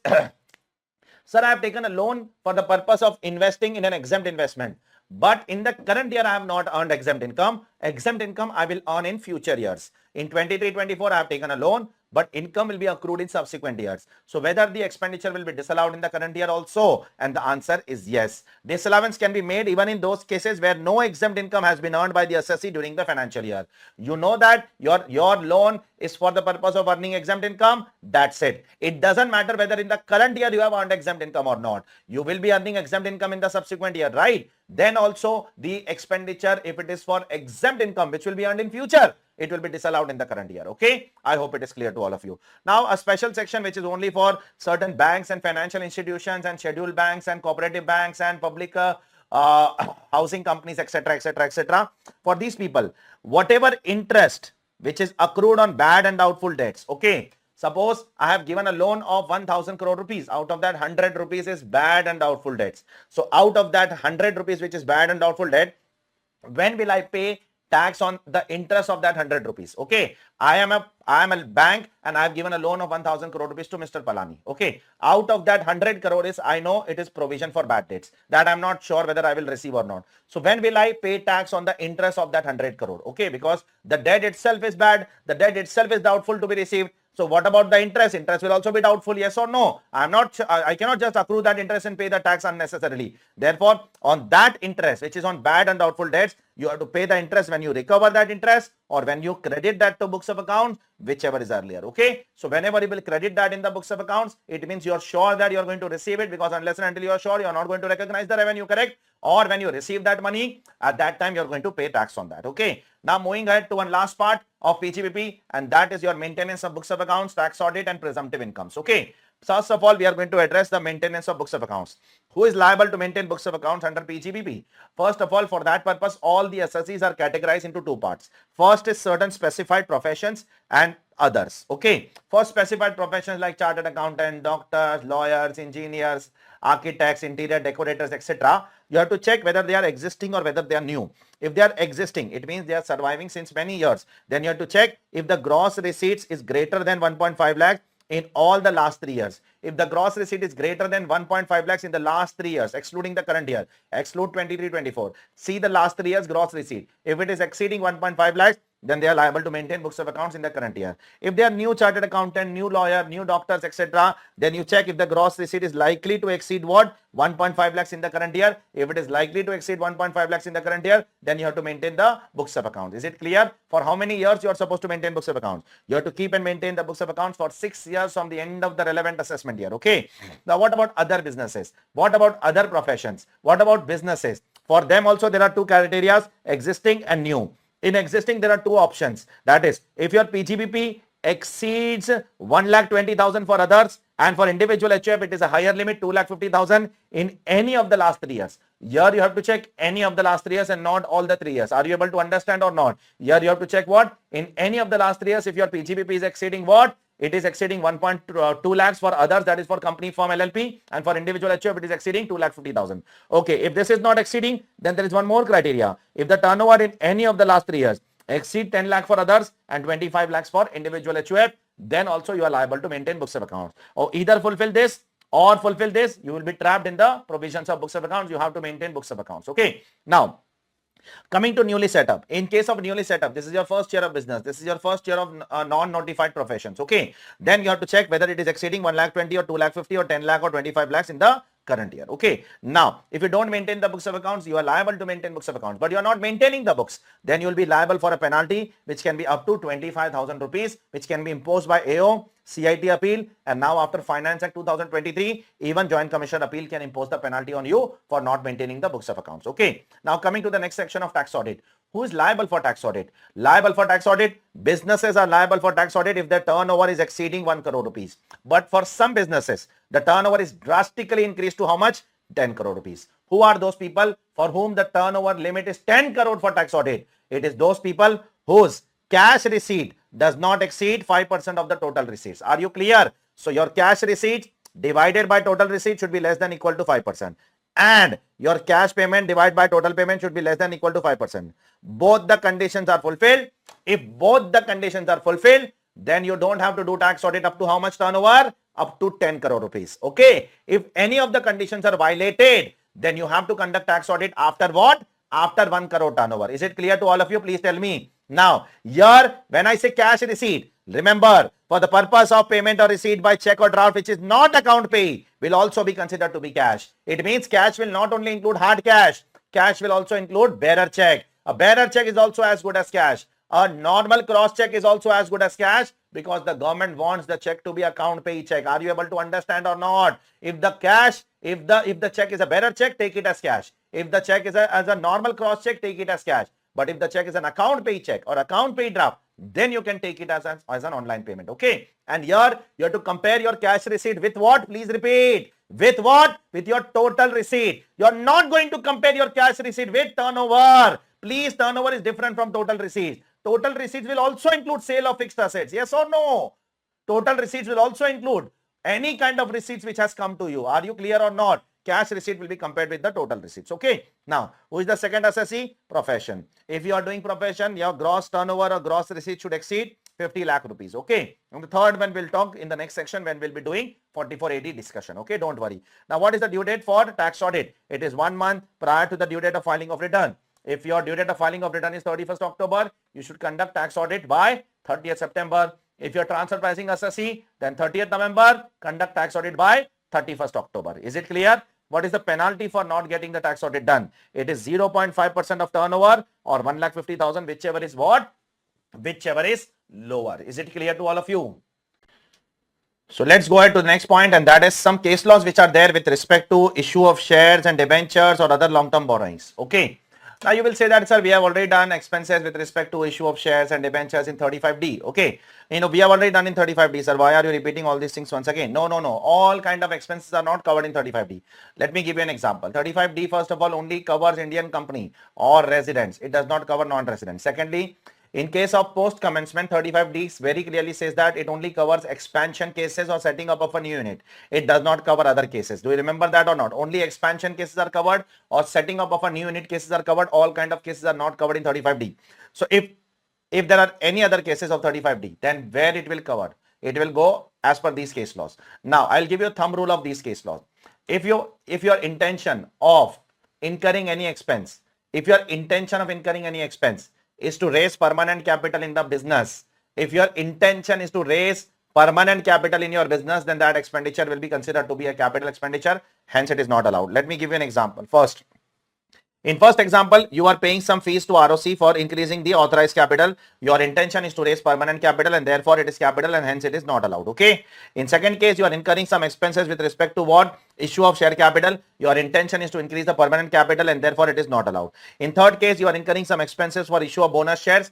Now, when you issue bonus shares, remember always bonus shares will never lead to increase in capital. Bonus shares does not mean that you are bringing new capital. It is mere capitalization of your old reserves. Yes or no? Therefore, because of bonus shares, your capital does not increase. It will remain same only. Your reserves will fall. Your equity capital will increase. Your overall capital will remain same only. And therefore, this is allowed as a deduction. It means if you incur any expenses for issue of bonus shares, that expenditure is allowed because this is not for what? Raising permanent capital. Okay. This is not for increasing the permanent capital. Because of this, the permanent capital is not increasing. If you incur any expense for raising loans, definitely it is allowed because loans and debentures are not permanent part of your business. They are going to be repaid one or the other day. Okay. If you incur any expenses in the form of discount on issue of debentures, that is also allowed over the life of the debentures. Suppose the debentures are of 15 crores. We are issuing at a discount of 12 crores. Now, that 3 crore is a discount, which is a cost for the company that will be allowed as deduction over the life of the debentures to the company. Okay. Next, if you incur any expenses as per the RBI directive for issue of shares, then that is also disallowed because if RBI says or even if God says for issue of shares, whatever you do, that expenditure is for increasing the permanent capital of the company. And if you incur any expenses for permanent capital of the company on your own or on or because of some godfather like RBI or SEBI or someone like that, then also it is the nature of expenditure does not change. It remains same only. This is for increasing the capital of the company. Therefore, it shall be what? Disallowed. Similarly, premium on redemption of debentures will be allowed because premium on redemption of debentures is not for permanent capital of the company. It has to be redeemed some of the other day. So suppose if you have issued debentures at 100 rupees and now you are going to redeem debentures at 110. So 10 rupees is your cost. That will be allowed over the life of the debentures. Okay. Now, what about convertible debentures? For convertible debentures, there are two views. There are two types of judgments. Suppose I am issuing one convertible debenture today, which will be converted into equity shares after 5 years. So there are two views which are taken by different high courts. Some high court says that it will be converted in the future. Right now, so it is debenture. Don't consider as an equity. Consider it as a debt only, and debt are generally repaid. Okay, and therefore it is not permanent. It is temporary. Therefore, allow. Second view, which was taken by certain high courts, no, it will be converted into equity at later stage some or the other day, and therefore it shall be considered as a permanent capital, and therefore it shall be what? Disallowed. Both the views are correct. Whatever view you want to take, you can take in the examination. Both of them are covered in your ICI material. Last but not least, your intention was to raise capital, but the SEBI did not allow you to raise the capital because of non-clearance of certain things. Okay. Then also your intention was to raise the capital. Therefore, the expenditure will be what? Disallowed because your intention was to raise permanent capital of the company, which is capex in nature, and therefore it shall not be allowed as a deduction. One last thing which is there over here, which is a small section with respect to what? With respect to construction contract and service contract. If you are engaged in construction contract and service contract, then how will you recognize your revenue? Okay, because in construction contract, people generally recognize the revenue as per what? Percentage of completion method, right? As per the accounting standards. In income tax law, what does it say? Any revenue or cost associated with construction contract shall be recognized as per what? Percentage of what? Completion method only. Any profits and gains arising from service contract also. Left hand side is about construction contract, right hand side is about service contract. In construction contract, you will recognize as per percentage of completion, and in service contract, you need to see the duration. Okay, if the project duration is up to 90 days, then project completion method. If the contract involves indeterminate number of acts over a specified period of time, it means in your project there is not one service, there are multiple services which are there, then straight line method over the period, or in any other case you have to follow what? You have to follow percentage of completion method. For the purpose of percentage of completion method, and then PCM and SLM. PCM stand for project completion method. Contract revenue should also include what? Retention money. If you have taken some retention money from your supplier, from your customer, then that shall also be part of what? Of your contract revenue. Okay. Last but not least, something very important for your exam, because there are some very important amendments also over here, and that is 44AD, 44ADA and 44AE. 44AE not very important, but 44AD and ADA very important. 44AD, presumptive income, which overrides section 28 to 43C. Now this section is applicable to whom? Certain eligible assessees. Who are eligible assessee? Only residents. Only residents, individual, resident HUF, resident partnership firm, not LLP. LLP is not covered in this section. Okay. And eligible business means what? Any business. You do any business in this world except that truck wala business. Don't do that truck wala business, because for truck wala we have made a separate section. Are you clear? And your turnover should be up to how much? 2 crore rupees. Now there is an amendment over here. For some people, the turnover limit is increased to how much? 3 crore rupees. Who are those lucky people to whom the turnover limit is increased to 3 crore? Listen carefully. If I am a businessman, individual, HUF, firm, excluding LLP, resident, and if my cash receipt, which receipt? Cash receipt upon turnover now, total turnover. Now you will not divide by receipt. Now you will divide by what? Turnover is up to 5% of my total turnover. Okay. Then for me, the limit under 44AD will be how much? Please tell me. 3 crore. It means 2 crore is for whom? 2 crore is for whom? It is for those people whose cash receipt divided by turnover is greater than what? 5%. Okay. So if you take more cash, then the limit will fall. If you take less cash, then the limit will increase. Is it clear, all of you? So in the exam, you have to first find out the limit. Then you go out and jump towards what? The deemed income. Don't jump to the deemed income directly. First find out the limit of the assessee, whether the assessee is eligible for the tax, or he is eligible for 44AD or not. Okay. So for that purpose, you take the cash receipt divided by turnover. Don't take total receipt now. In 44AB, for determining the tax audit purpose, you have to take denominator as what? Total receipt. But here, the denominator has to be the turnover. Okay. Be very careful with this small point. Now, once you know that you are covered under this section, then your deemed income will be 8% of the turnover. Okay. But for some lucky people, it is 6% of the turnover. For whom it is 6% of the turnover. If you receive the money from the customer by 4 modes, and also by the due date of filing of return. If you receive the money in 4 modes till the due date of filing of return, then it is 6%. In all other cases, it is how much? It is 8%. Okay. Now, this section is not applicable to certain people. Let me tell you who all are not covered under this section. If you are claiming any profit link deduction like 10AA, ATIA, ATIB, ATIC, ATID, then this section is not available for you. Profit link deduction cannot come over here. Okay. Secondly, if you are engaged in any profession, this section is not available for you. If you are engaged in the business of earning commission or brokerage or agency business, this section is not available for you. Okay. This section is not available for you. Now, once this section is available, what are the advantages and disadvantages? Let me tell you. No PGBP disallowance will apply to you. Okay. No PGBP disallowance. No PGBP deductions will be available to you. Okay. Therefore, WDV of the asset will be calculated normally. Why, sir? Because this section overrides section 28 to 44. If it overrides section 28 to 44, then the PGBP does not have any relevance now. Entire PGBP is overridden. What about chapter 6A? Chapter 6A is not overridden. Chapter 6A you can claim. Okay. What about UAD? UAD is overridden because UAD also comes under 28 to 44. Yes, section 32. Therefore, UAD shall not be allowed to you. What about business loss? Business loss is not overridden. That is covered in section 72. That will be allowed to you. Are you able to understand or not all these things? Please tell me. Sir, what about the deduction of remuneration, salary, interest to partners? That is not allowed under this section. Okay, that is also not allowed. Remuneration to partners for partnership firm, remuneration to partners, interest to partners, bonus to partners, not allowed under this section also. Listen carefully, I am doing interlinking. It is not allowed under the next section also, 44 ADA, but it is allowed under the third section, 44 AE. The truck wala section, remuneration and interest to partners is allowed, but here it is not allowed. Okay. Now, whether these associates are eligible for advance tax? Yes, advance tax they are eligible, but only once by 15th of March. These people are not liable to pay advance tax 4 times in a financial year.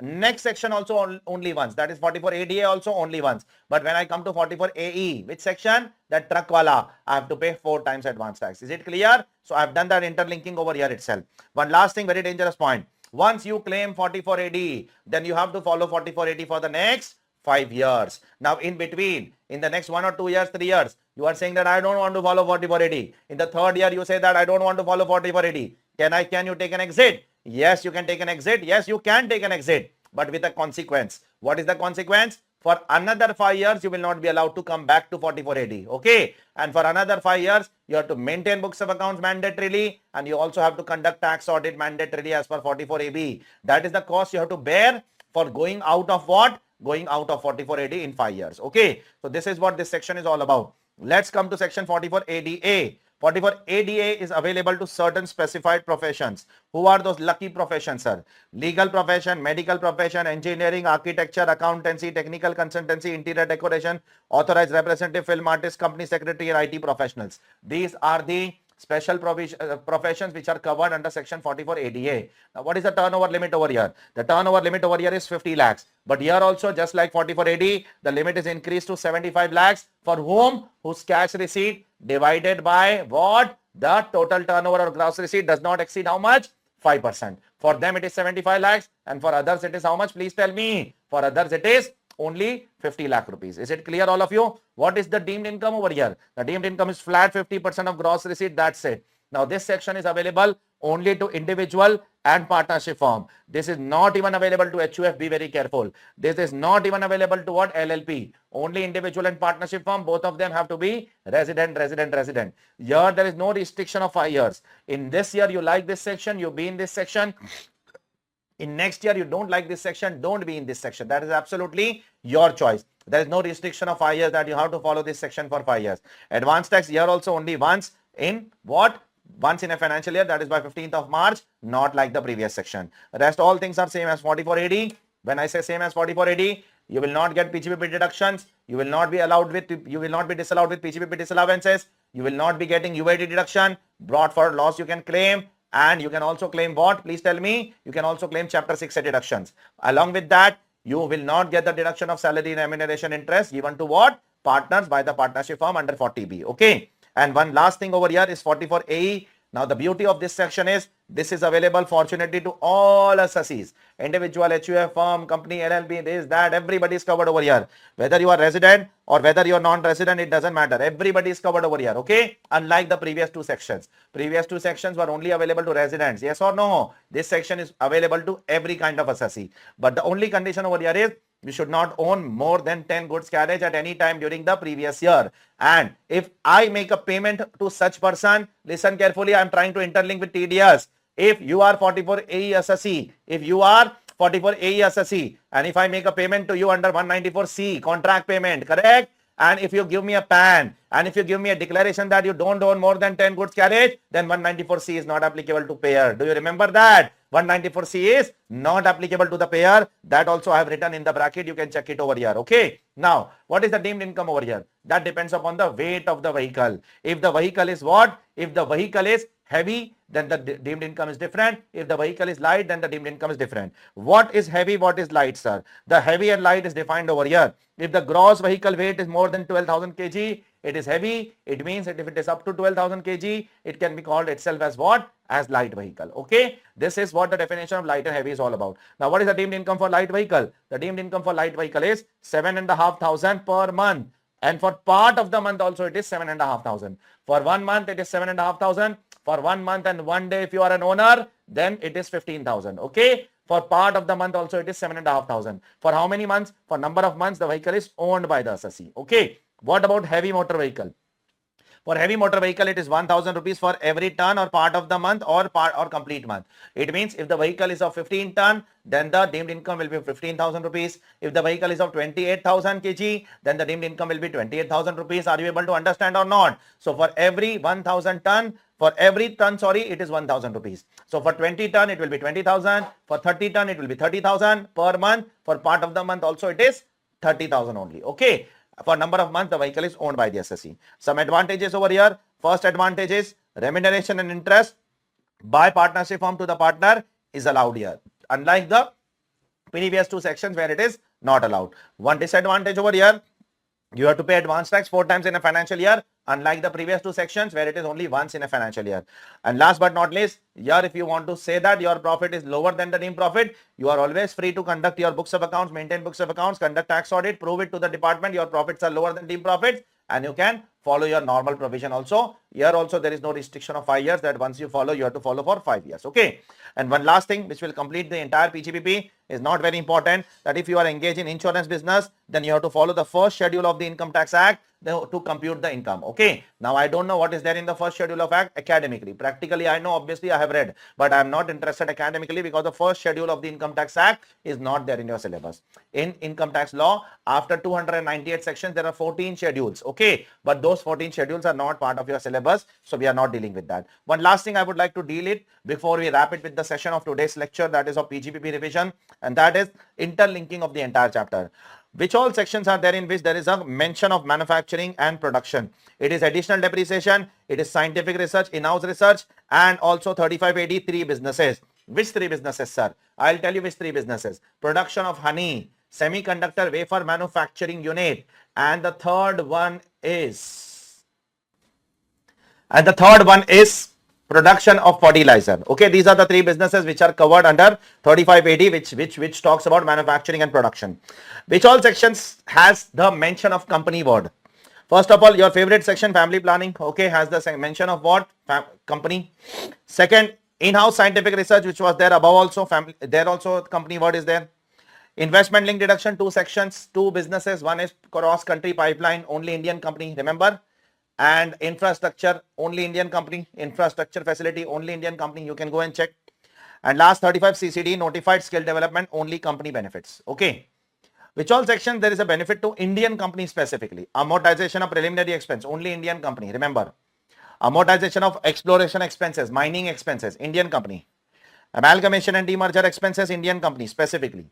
And last but not least, investment link deductions, 2 business, that is 6th business and 14th business, that is cross-country pipeline and infrastructure facility, only Indian company. Okay. Now, which all section there is an amortization? Family planning, there is an amortization 1/5. 35D preliminary expense, there is an amortization. 35E taxation of mining, 10 years amortization.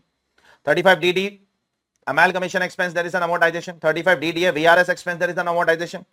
And telecom and spectrum license, there is an amortization over the life of the license, that I don't know. Okay, the life can differ. It can be 10 years, it can be 15 years, it can be 20 years. It is not written in the law. Then which all sections under PGBP are percentage based? These are all sections where you will get deduction based on some percentages. You can check it over here. I am not speaking that. Okay. Now, which all sections where there is a lock-in period where you cannot sell the asset for some years? In 33 ABA and 33 ABA, tea, coffee, rubber, etc., 8 years lock-in is there. And in 3580, you cannot use the asset for 8 years for others purposes. Remember, for non-specified purpose, you cannot use the asset, okay, for 8 years. And last but not least, which all section there is a mention of new plant and machinery under PGBP? There are only 2 sections. One is additional depreciation, another is 3580, but in 3580, there are 2 exceptions. Imported second hand is allowed and second hand up to 20% is also allowed. Do you remember that? So this is what your PGBP is all about. Here we complete exhaustively all the provisions from 28 to 44, whatever is there in your PGBP, okay. So here we complete the entire PGBP with whatever possibility was there from my side to interlink the provision with different provision. Whatever was there, I tried my best to do it from my side. The next session which I'll be keeping, which will be very soon, which will be doing on capital gains, and we'll try to exhaustively cover capital gains, all the provisions from section 45 to section 55A. Till then, take care all of you and try to share this video to with maximum students of South India who are having trouble understanding Hindi. Even though I have my Hindi lectures also, you can watch that also, okay, if you understand that. Till then, take care all of you. Bye.